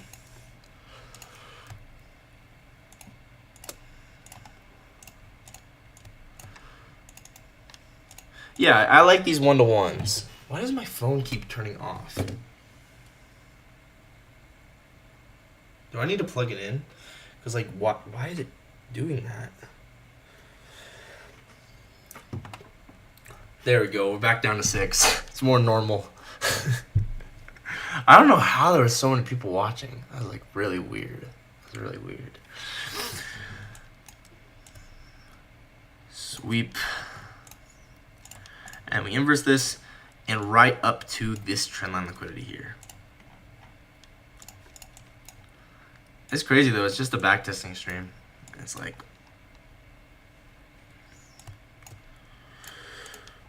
yeah. And you could have even taken this lower one, but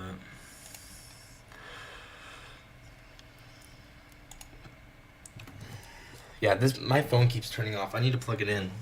Hang on a sec.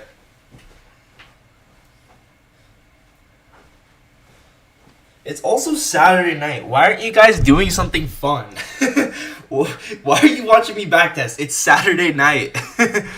It's Memorial Day weekend. Go do something fun. Don't watch me backtest. You gotta have other things to do, right? I mean, this is it's kind of funny though. I don't know. It's definitely kind of funny. I wonder if anyone joined the Discord. It doesn't look like it. Okay. I think my charger's right here. Somewhere. Yep. Here we go. But y'all should definitely watch the live streams, the real ones, the ones where I actually trade, because I don't know, it's different than backtesting because it's real trading. It's just way harder than backtesting because it's just completely different. It's the real thing, and nothing compares to it.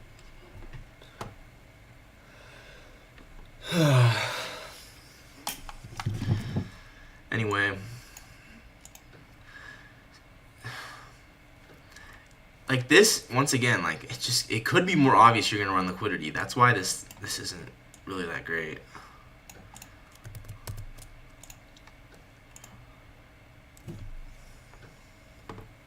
Like, anytime a trade loses, it's just because it wasn't obvious enough that we were going to go run liquidity. That's like, every single time a trade loses, it's just like, it wasn't obvious enough that we were going to go run liquidity. That's always the answer.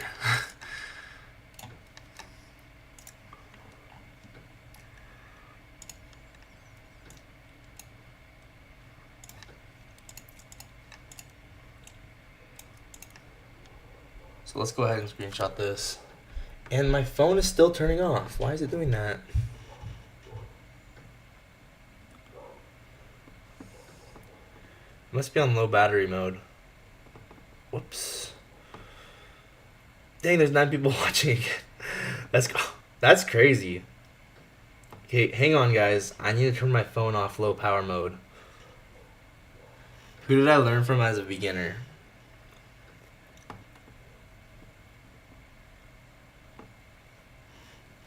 I learned from Dodgy, the man, the myth, the legend, the best mentor, the GOAT, the greatest of all time. Everyone go subscribe to Dodgy. We love Dodgy. What's pretty nuts? Oh, there's 10 people watching. Yeah, I don't know how.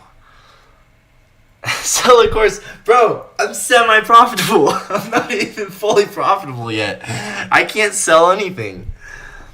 You can't sell something if, like, you haven't, but I'm, guys, I've gotten payouts, I've gotten funded, but I'm just not making $1 million, you know? There's a difference. But you have to put in perspective, right? I've been doing this just under 2 years. So imagine where I could be in 3 years, in 4 years, right? So you just have to put it in perspective. I think I'm definitely really close. But yeah. Let's screenshot this.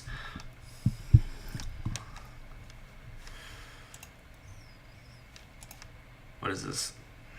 Gold. We gotta make a new one for gold.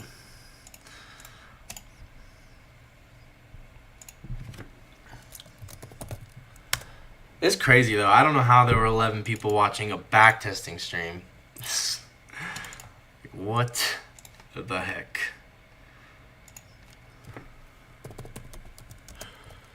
But guys, I have nothing to do tonight, and so I don't know how you guys are watching me because it's a Saturday night.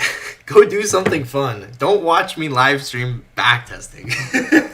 It's just kind of funny. Like, why? Why are you guys all watching me?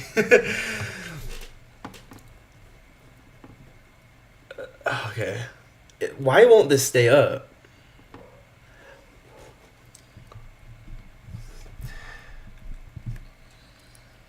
And what day was this?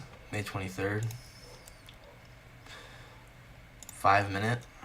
Yeah, my favorite time frames are... my favorite time frames have got to be the 5 minute and 3 minute. You usually see pretty high quality inversions on those time frames. Oh, this is nice too. Now I know we actually need to pull up ETH because that's where you look for SMTs with Bitcoin is with ETH. So let's go look at ETH and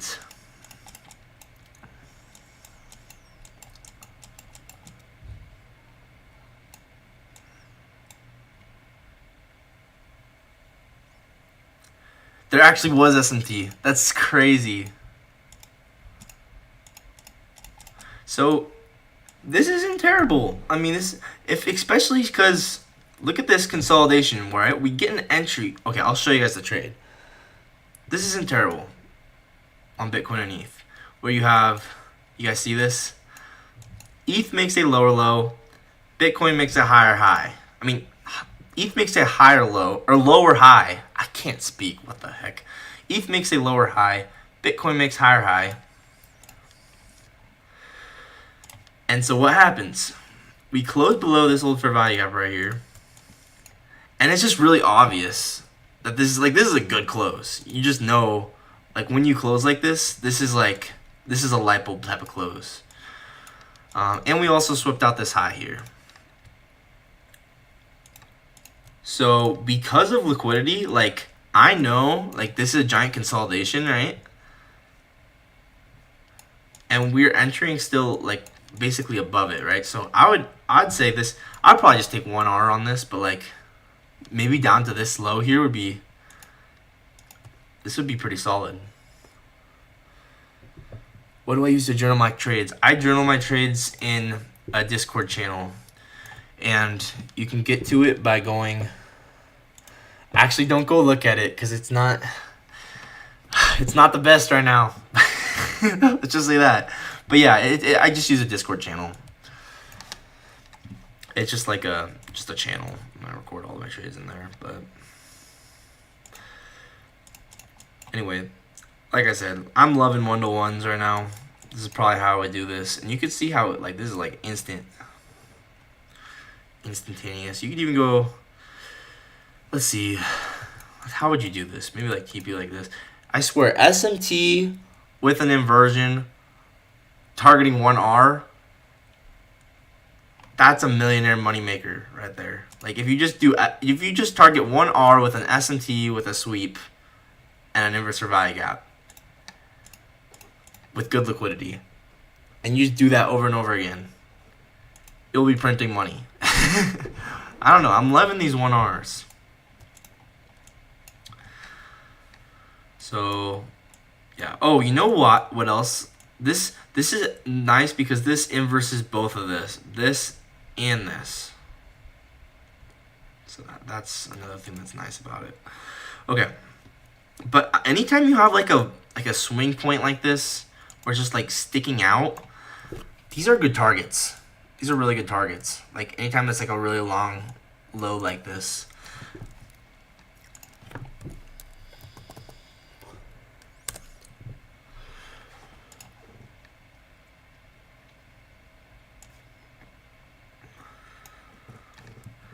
So let's go ahead and save this. What time was this at? Oh man, it's crazy. I guess this kind of just proves like macros are a thing on Bitcoin too, because 950. What time does this trade happen at? 950. So 950 to 1010 macro, right? That's crazy. So I think we just answered a question I've had for a while, if there are macros on Bitcoin and everything else, and clearly there are. This is obviously a macro time, 950 to 1010.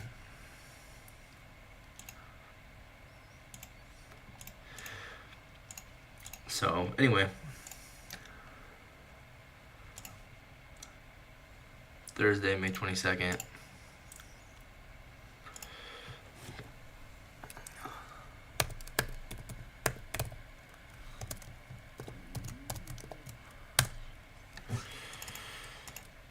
Okay, IPG, 1 minute. Wait, this wasn't the 1 minute, this was 5 minute. I'm too lazy to put the right notation. It's on gold anyway, I don't really care. This is nice too, actually. This is nice too. Look, we sweep out all these lows, and man, this is actually pretty nice. Sweep out all these lows, and then we get an inversion like this. Oh, you missed the journal question. I have a journal. It's just a Discord channel, and I just record all my trades in that Discord channel. And I also have a spreadsheet, so I do two kind of different ways of journaling, but that's how I do it. To answer your question, it's like, yeah, it's pretty chill, but this is nice. Like, this is one where I'm like, yeah, we're gonna go up to this LRLR here. I'd probably just take profit here. I mean, sure, maybe you could try targeting that. And actually, that would hit TP. Just saying. But I would just target here. And this is nice because it's both internal and external sweep, right? External liquidity sweep, internal liquidity sweep. And then we go run up to there.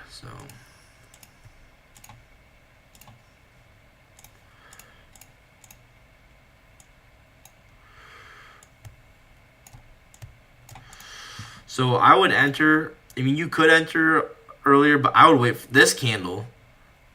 This is the light bulb candle where you get a thanks for the liquidity wick, as I like to call them. Thanks for the liquidity. This is what Dodgy's just started calling him thanks for the liquidity wicks, and then like, I don't know. I just love it. Ever since he started calling it that, I just love it. Thanks for liquidity. And right up to there. That's 1.7 to 1. And you could go break even at this high. I mean, look how good that is. I'm telling you. It's like really high probability stuff.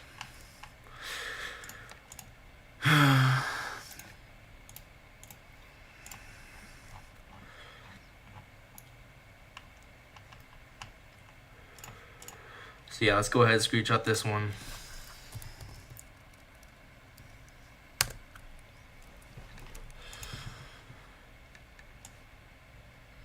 I wonder if anyone subbed. Should I look? No way! I've got 3 subs. That's so cool. How'd that happen? Alright, yeah. Anyway.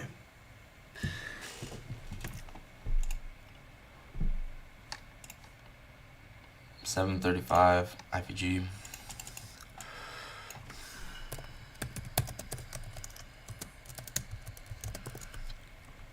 Minute.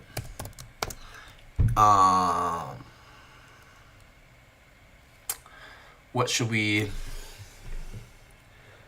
Hang on a second.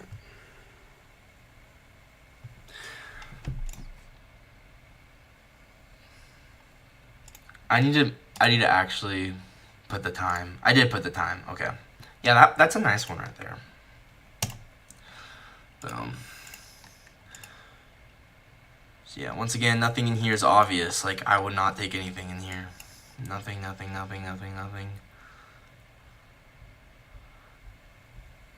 Maybe. I don't know.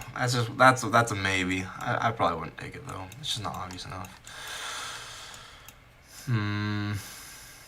What are we on? Gold? Guys, maybe we should start trading gold. Like, this isn't bad at all.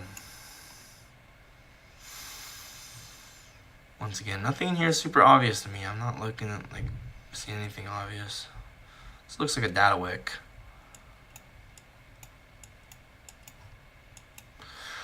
Okay, here we go.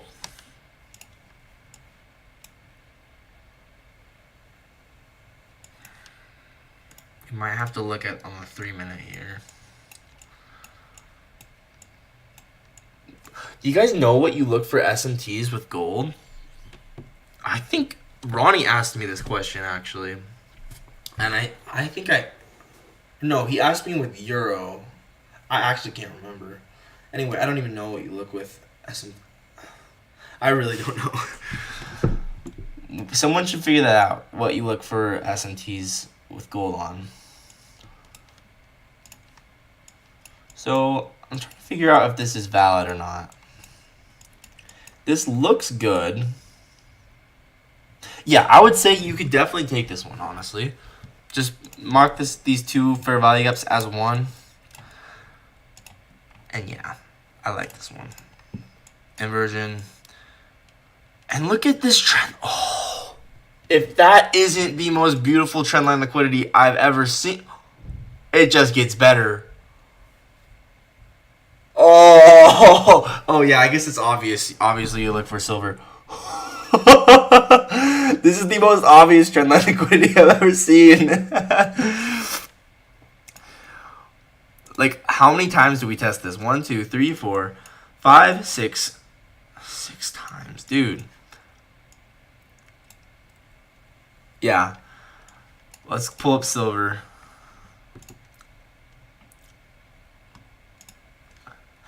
That's obvious. I should have known that. Silver futures.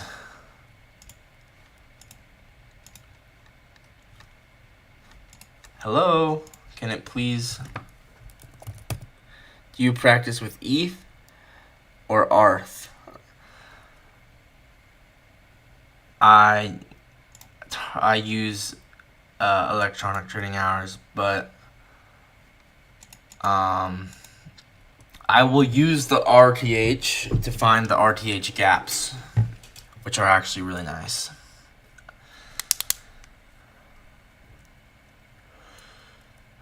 Man, why is it not switching over to silver? There we go. Nice. So yeah, I like this a lot.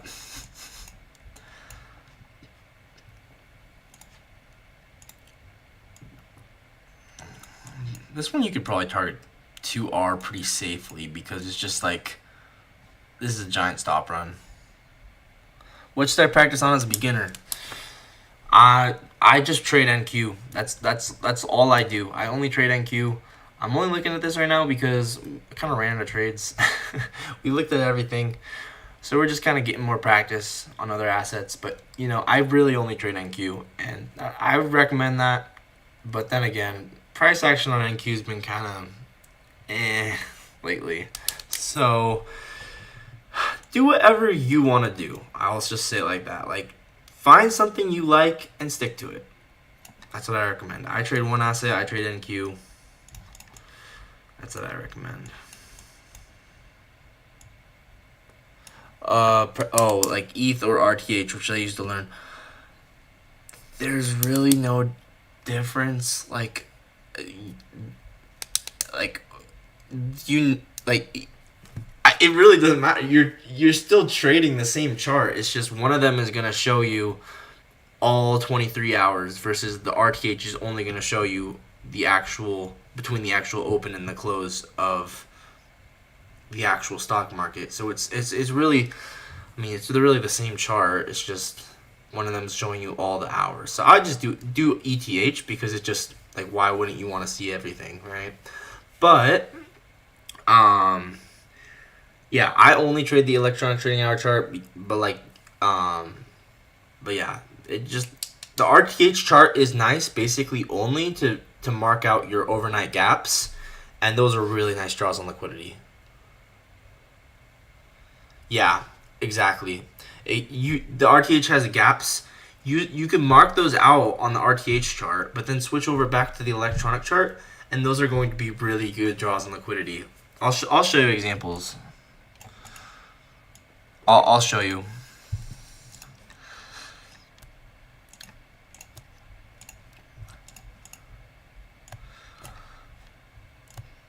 I mean, there are so many good examples of it.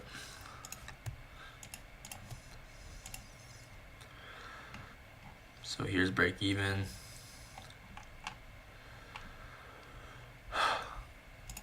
And then TP 2-to-1.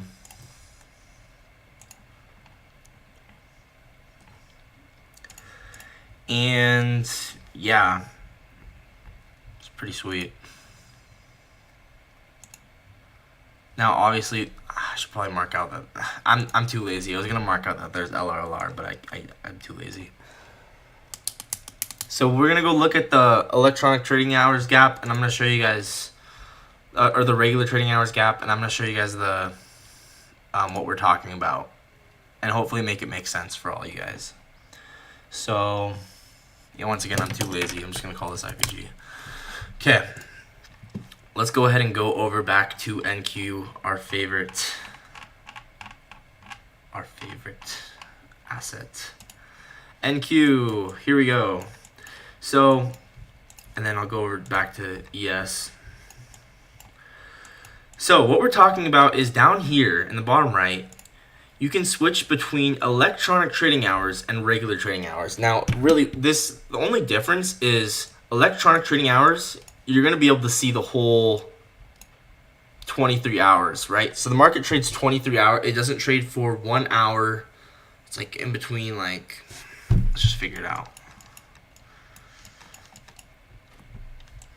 So you can see it stops trading right here.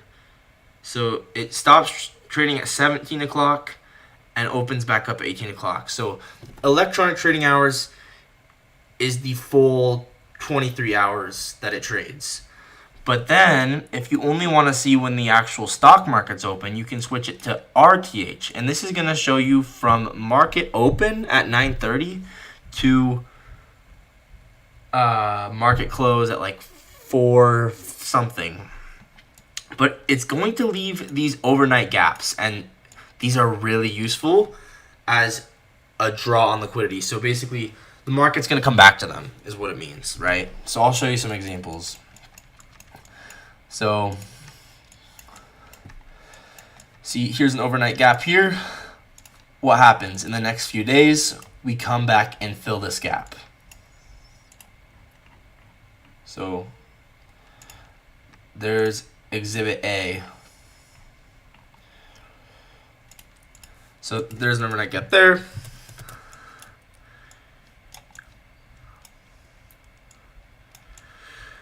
Here's another example right here. Yeah, overnight gap. What happens? We come and we fill that gap. Overnight gap here. What happens? We come fill it.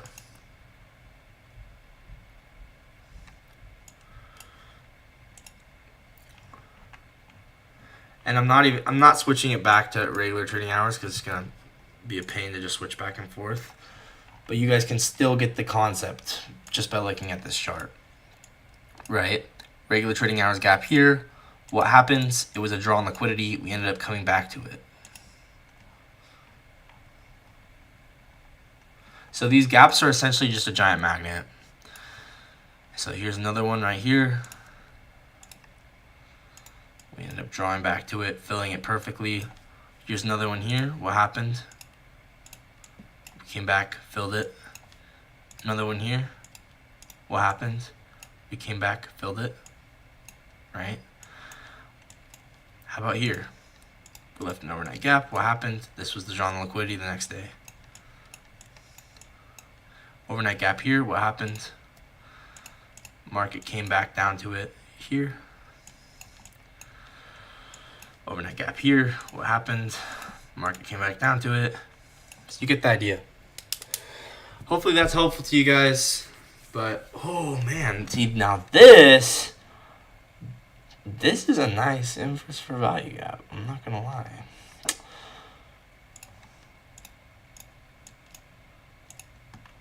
This is nice. Because it also just fits in context. Because look at how perfectly generated these highs are.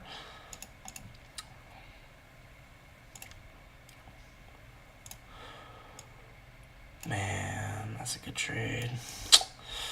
That could even be a 3-to-1 now. Once again, I'm cutting off all my trades at 2-to-1. So I'd take profit there. But you could definitely go up to this trendline liquidity here. That'd be crazy. It'd be a 3-to-1. All right. Let's go back to what we were doing. What were we doing anyways? You guys remember? What do you guys want to look at now?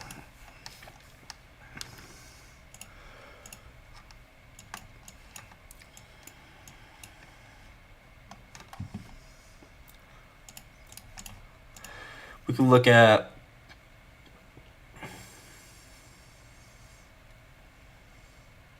let's go back to gold.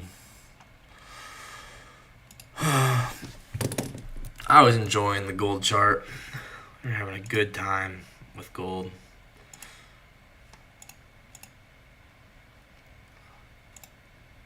Here we go. All right. Oh, you know what? This is probably like a 4-hour inverse for value gap. Man, imagine if you just took options with a higher time frame. I'd probably, man. Imagine you just took options with higher time frame trades like this, bro. This would be so easy. Oh, this would be so easy. Just sweep IVG. And then what happens?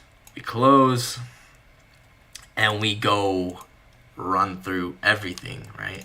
Anytime you have good trendline liquidity like this, what's going to happen? You're going to explode to the upside. So I just target 1-to-1 like my usual. Maybe, yeah, no, I'd target 1-to-1 and then boom. This is a high probability trade. I would, this is one like, this is going to work every time. I'm telling you, this is going to work every single time. when I say this is going to work every time, on a 4-hour chart, if this trade happened 100 times, it would work 99 times probably. Like this is a really high probability. So if you can just wait for trades like this, you'll be set.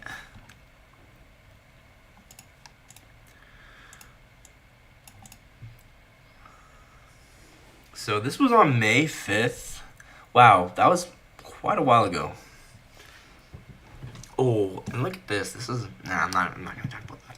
This is nice.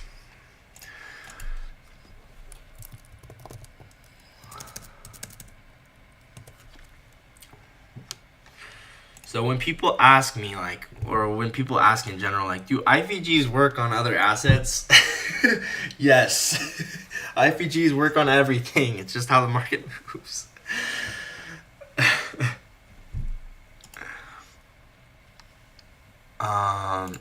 What is this, May? The annoying thing about looking at these other assets is every time I look at a different day, I'm going to have to make a new folder.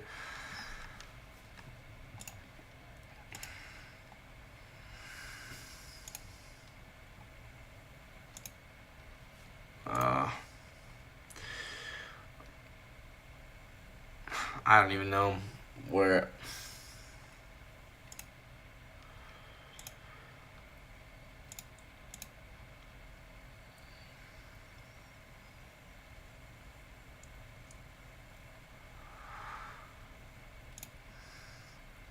Gold.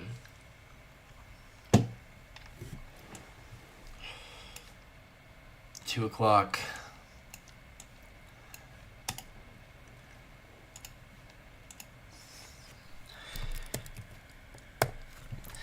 We should all lock in together, guys. I'm on your team. I wanna be a part of this.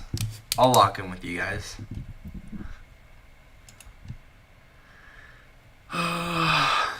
May 5th.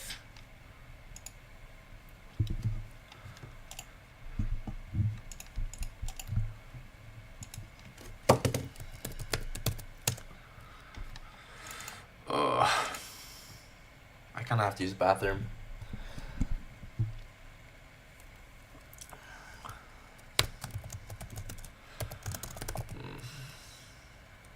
Okay. I'm gonna be right back. I'm gonna go use the bathroom.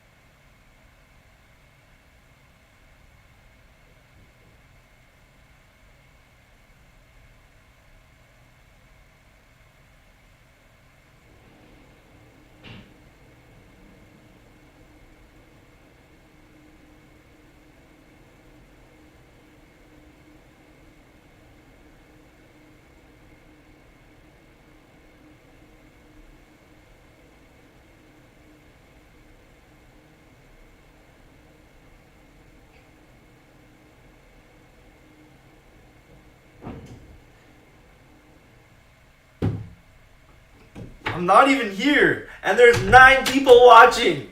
What is going on? Yeah, so Juxie, I've been trading for 21 months. Like I already said a few times, I've been trading 21 months. Funded 650,000, and so far only 3,600. So not in payouts, which is not a lot, but. You know what? I'm still getting better. I'm still learning. I'm only 21 months in. Like, imagine where I could be in like 3 years, 4 years, 5 years. So I'm just gonna keep going. I'm not gonna give up. It's crazy though. How are 9 people? How are 9 people watching? Genuinely. Like, I was gone. I was in the bathroom. Like, what? Okay, I think now there's less people watching. Nope, still 7. That's absurd. All right, let's look at the next trade, dude. Gold. Maybe gold is just better. Maybe gold is just better to trade. Maybe I should just start trading gold. Like, if I can just trade inverse or VIOPS on anything, maybe I just trade inverse or VIOPS on gold. Like, this just looks easy. Gold just looks easy.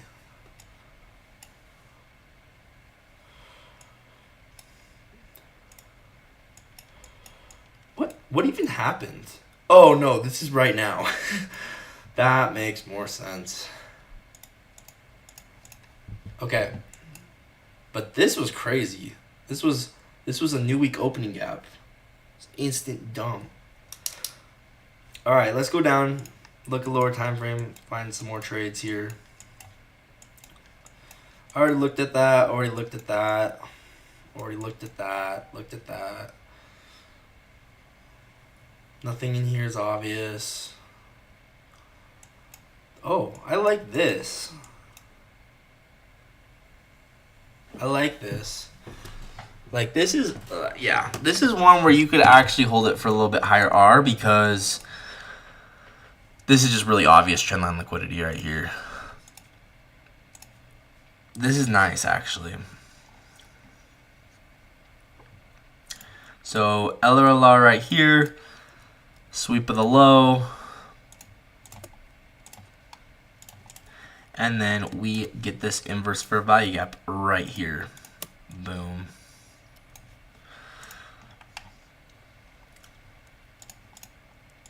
Sweet.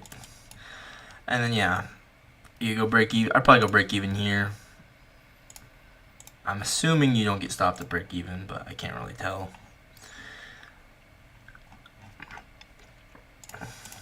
And yeah, this is really obvious trendline liquidity, so very obviously we're gonna go here.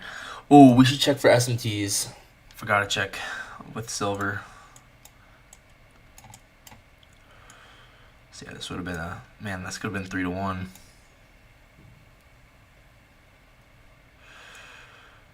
I don't get how there were 7 people watching when I was in the bathroom, and now I'm back. And now there's 4 people watching. Maybe everyone just left from the when I was gone. Dang, this is crazy.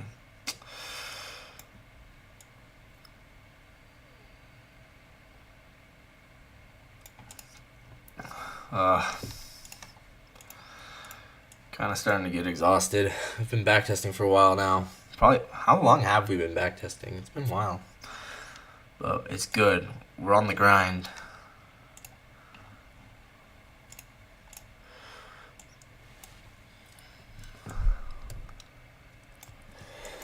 Oh man, now everyone's back. The 8 people again. That's crazy.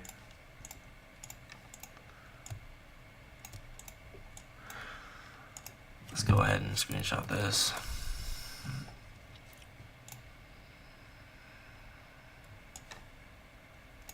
Oh, we forgot to check. Let's check to see. I bet you there's a good chance there was SMT there. Ooh, we also sweep this external low. That's fire.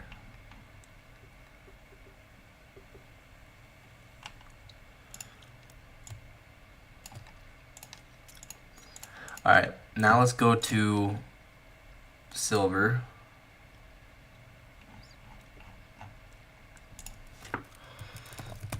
I gotta put them up in the main area.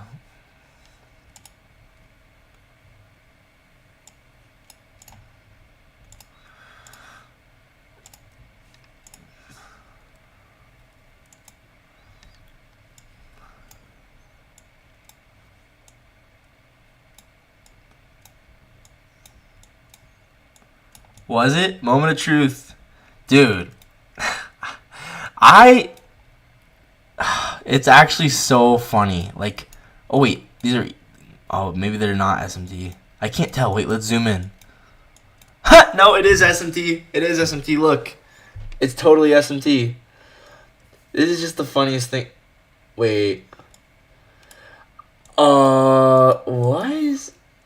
Okay, maybe it's not SMT. Because this is kind of like...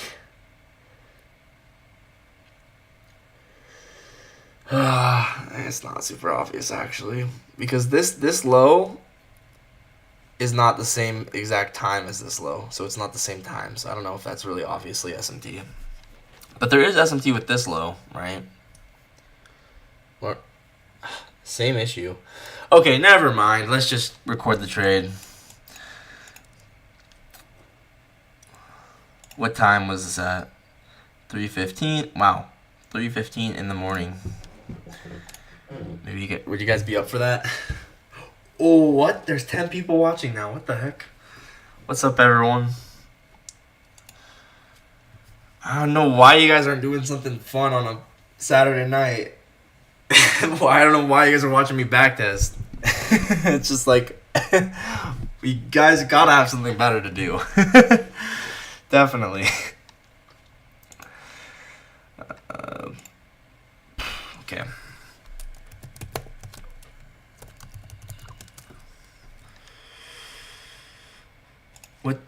date was this? May 20th.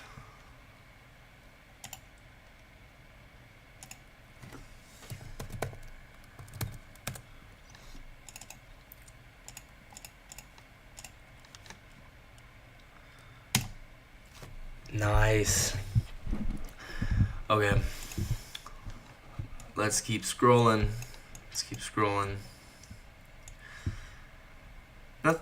Sure, that inverse, but nothing obvious. Try DXY with gold. Yeah, but then I have to find the SMT is upside down. Which means just I'm lazy, which I should just suck it up. But you actually think that the DXY is pretty good for SMTs with gold? Might have to try that. Let's go ahead and I need to just do this. I need to just delete everything actually, because this watch list is so old. Like this is back from like when I first started trading, and I was like trading stocks, and so I would like watch every single stock in the morning. Like I'd watch everything. This is back when I very first started trading, and I just never deleted everything, and it's just a giant mess. But it's kind of funny. I need to delete everything. So here, let's bring this one up to the top. This is crazy though. There's 13 people watching. You can see the mess of my watch list here. Like I said, I don't even look at any of this anymore. This was from back when I first started trading. Alright, all the way up to the top here. Boom. There we go. So, oh man, that's crazy. I don't know if I've ever had 13 people watch me before. That's a lot of people. Alright. Let's look for more setups. So, ooh, there might have been an IFG within here.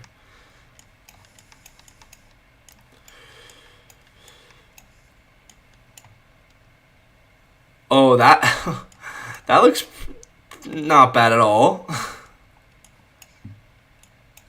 Yeah, I like this. Let's go ahead. So let's target these highs here.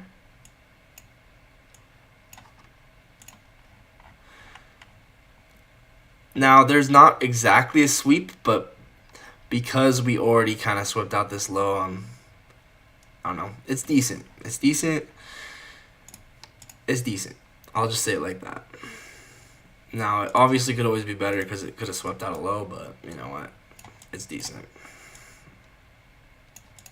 It's supposed to have swept out a low, but you know it's pretty obvious that we're gonna go run this, right? Sometimes you just have to trade based off of liquidity. But yeah, I don't know. I probably probably wouldn't take it because it didn't sweep out a low, but because I really do require a sweep. I guess, I don't know, it just kind of depends. Just have to use common sense a little bit.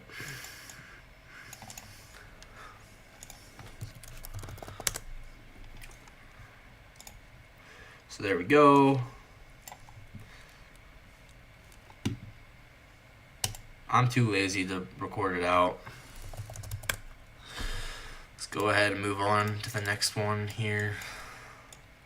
Nothing obvious in here. Just looks like a giant blob. Nothing obvious. That. Ooh, that looks good. That looks so obvious.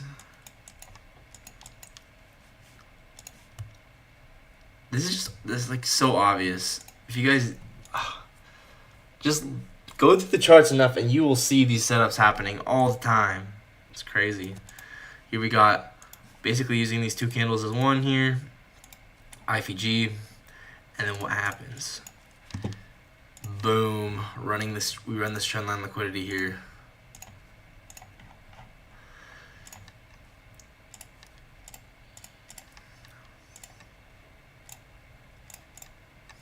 So there we go.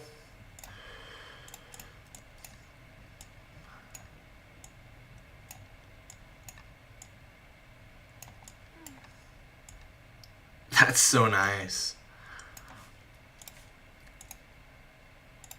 Check this out.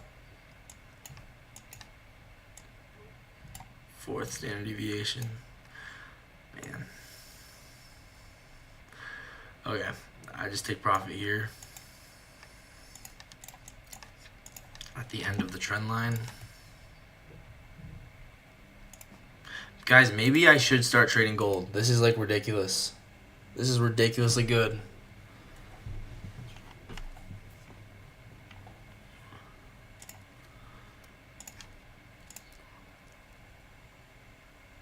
They're stupid? What do you like? Stupid like good or stupid stupid?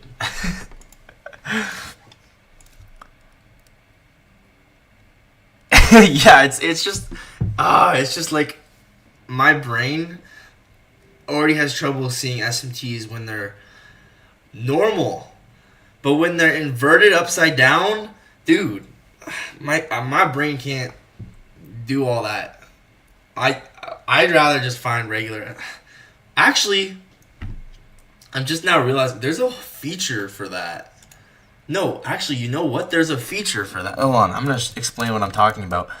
You can invert the chart upside down. I just remembered that because I accidentally did this one time where I accidentally inverted my chart upside down, and I was like so confused on what I did. But that's actually, now that I think about it, that's actually really useful for SMTs because then you don't have to flip it upside down in your brain. Like look. So you normally, when you find SMTs with DXY, since they're inversely correlated, you have to look for a lower high on DXY, but then you basically have to use highs with lows, right? So for instance, is it going to pair? Why is it not pairing this? I'm so confused why it's not.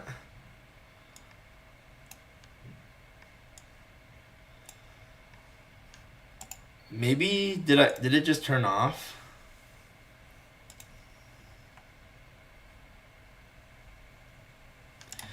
I don't know why it's not connected. I don't know what happened. Why is it not moving along with it? Wait, that's so weird.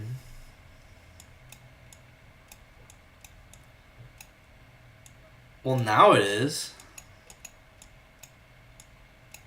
Okay, whatever. Let's just scroll until we find the spot. Okay, so check this out. Where were we? So, okay, this is what I mean. You have to pair highs with lows. So it gets kind of confusing because if dollar, since they're inversely correlated, you have to flip the chart upside down. But what I remembered is you can do this. You can go invert scale. And it looks kind of stupid. But like, now my brain doesn't hurt as much to find the SMTs. And there we go. I think that is an SMT. So do you see what I mean? You have to use a higher low. You have to use a higher low or a lower low with dollar, but then I don't know. You get the idea. You can see that you have to invert the chart is what I'm saying. Yeah, I have TradingView. So that is something I just realized you can do. And that makes it a lot easier for my brain because they're so annoying to find SMTs on there. But I just thought of that. It's actually kind of smart. But that makes it way easier to find SMTs. Like, way easier. So here we go. This was a fire trade. Wow. This was so good. Guys, maybe I have to switch over to gold because this is stupid. This is stupidly good. Price action is just... NQ is just not it lately. I think maybe everyone's trading NQ nowadays. And so, you know, it just doesn't move the same anymore. I don't know. But, like, genuinely, why is gold so good? Like, I don't know. Maybe I gotta start trading other assets because, like, what? This is just so obvious. I guess to be fair, we are going pretty deep back in the charts right now. Like, this is from May 14th. If I did the same with NQ, I'd probably find some good trades. So, yeah. No, it's definitely pretty fire. One of these times we're going to have to do, like, overnight London session gold for fun. Because a lot of these trades do happen at, like, 30 in the morning. It'd be kind of fun. Dang, there's 12 people watching again. That's crazy. What's up, everyone? We're just talking about how gold is goated. I only trade NQ, so this is coming from me who only trades NQ, but like, I'm like, this is making me want to switch over, man. This is crazy. Get some good trades.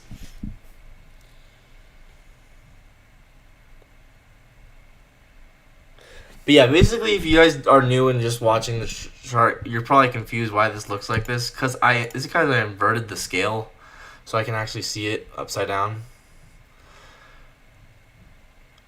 Bro, try replay chart. Dude, I hate how those candles form in replay mode. I can't stand it. I'd much rather just go through the chart and just find the setups. Because it just makes me so mad. Like, that's what forward testing's for, right? If I'm going to have the candles play, I want them to play out like normal. I don't want it to be like, I don't know, like robotic, like one candle at a time, instantaneous printage. I'd rather just trade it live. It's just annoying. I much prefer this way of backtesting, but I guess it's just my opinion.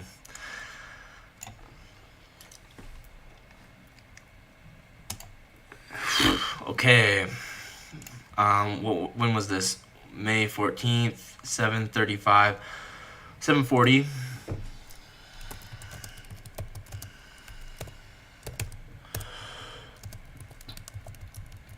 I'm never calm. I'm never calm. If you know anything about me, I'm always hyped up. I'm never calm. I hate replay mode. I do not like replay mode. I'm not calm. Okay, next trade. Let's see here. This is not terrible. Because I can just tell we're just gonna go run all these highs when we inverse this. But once again, like, it's not anything crazy or anything, but it's not terrible either. Like, when we inverse this, I can just tell we're gonna go. I'd probably just target 1-to-1 on this. Not terrible, but also not, like, brilliant or anything. But there is actually a sweep here. We sweep out this low. So that's why there's a sweep.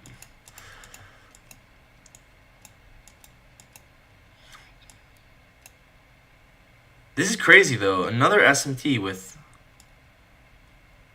Wait, I guess maybe not really. Once again, the SMT is kind of not lining up with time, because I was expecting this low to be with this low right here, but it's with this low. So I don't know. It's not really obvious. I'll just mark it out like this. There we go. LRLR. There's still 12 people watching. Why are you guys watching me? You guys have to have something better to do on a Saturday night. You guys are all locked in. Everyone's locked in. We're in the zone. You guys should all join the real live streams that I do in the mornings, because I never get this many viewers in my real live streams. So everyone show up to my next real live stream, and I cannot promise you wins. I can't. I'm still getting better at this. I'm still getting better. But you know what? Every day we get better. And we will soon become masters of the charts. Okay. Anyway. There we go. Inverse value gap. Boom. 1R. I'd probably just target 1R for this. Sure, you could target a little bit more, but, you know, whatever. I like to make money. I'd rather make money here. So anyway, boom. You guys have any suggestions on what you guys want to look at?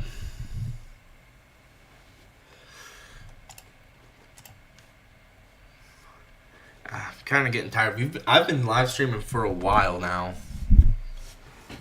Live streaming for a long time. Midnight 00:30.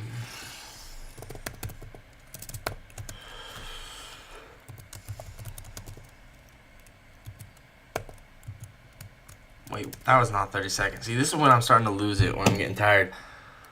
Let me know if you guys like these backtesting sessions, though, because I think they're super productive. I think they're super nice. But I don't know.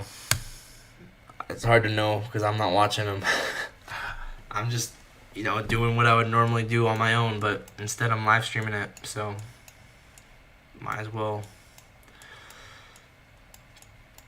I mean, I swear we looked at like so many trades.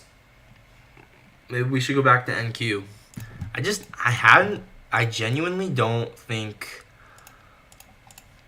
NQ is just tough because price action has just been weird on NQ. But let's go back to NQ and look at things a little bit more. Actually, I'm just bored. I want to look at Tesla. Don't ask me why. I just feel like it right now. My friend was asking me, like, should I buy Tesla? And, like, bro, can I ask you a few questions about IFG on Discord? Yeah, you can text me as much as you want. Unlimited free messaging me on Discord. And I will respond to you as much as you want. So, my friend was like, dude, is now a good time to buy Tesla? And I'm like,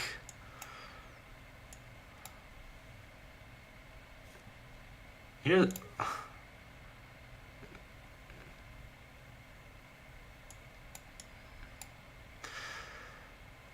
I was kind of thinking we were going to inverse this monthly gap, but it looks like we came back up. And this is not an obvious inversion. See how we wick this? But you know what is nice? Is this monthly IFG right here.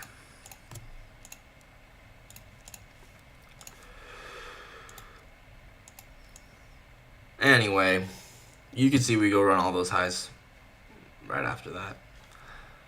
Swing. Maybe I should swing options on stocks. I don't know. Okay, back to NQ. Enough messing around. Perfect. I will accept it as soon as I get the chance. Yo, I just now realized.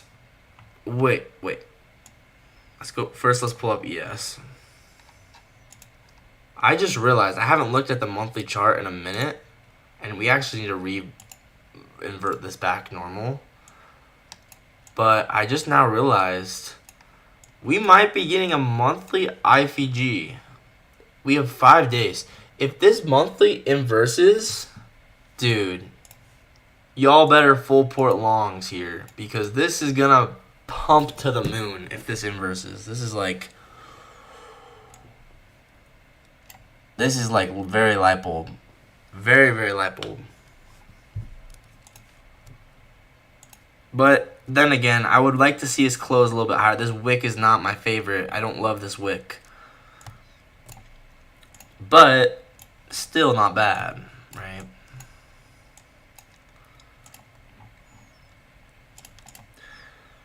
That's crazy though. That's like a pretty decent reaction off that low, and now we've already come back and I'm about to inverse this.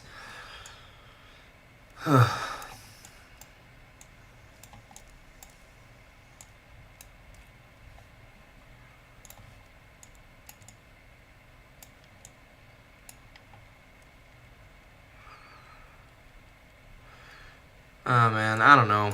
I guess let's go back. Let's keep going in the lower time frame.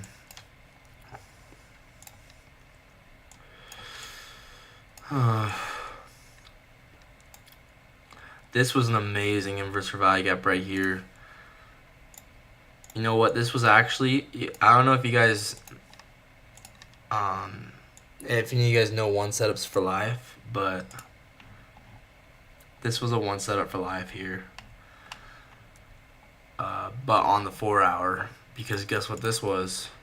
This was the tariff high. Anyway, people are only 4 people watching now. Now I can relax.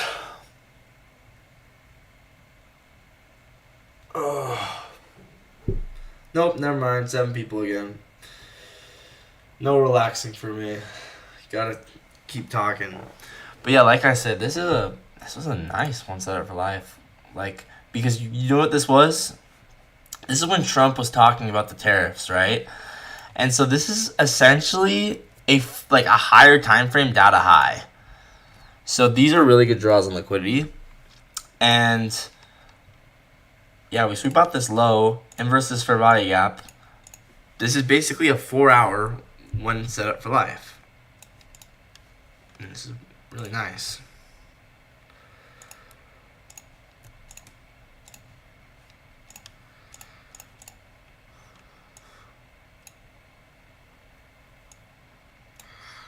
But anyway, dude, I'm getting kind of tired.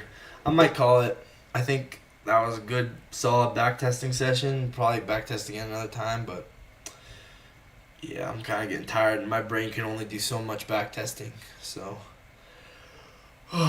yeah, thanks for everyone for joining the stream. That was really cool. I never had this many people watch me backtest. It's definitely a first. So, all right, until next time, everyone. Everyone come join the real live streams every day at 9:15 Eastern. Until next time.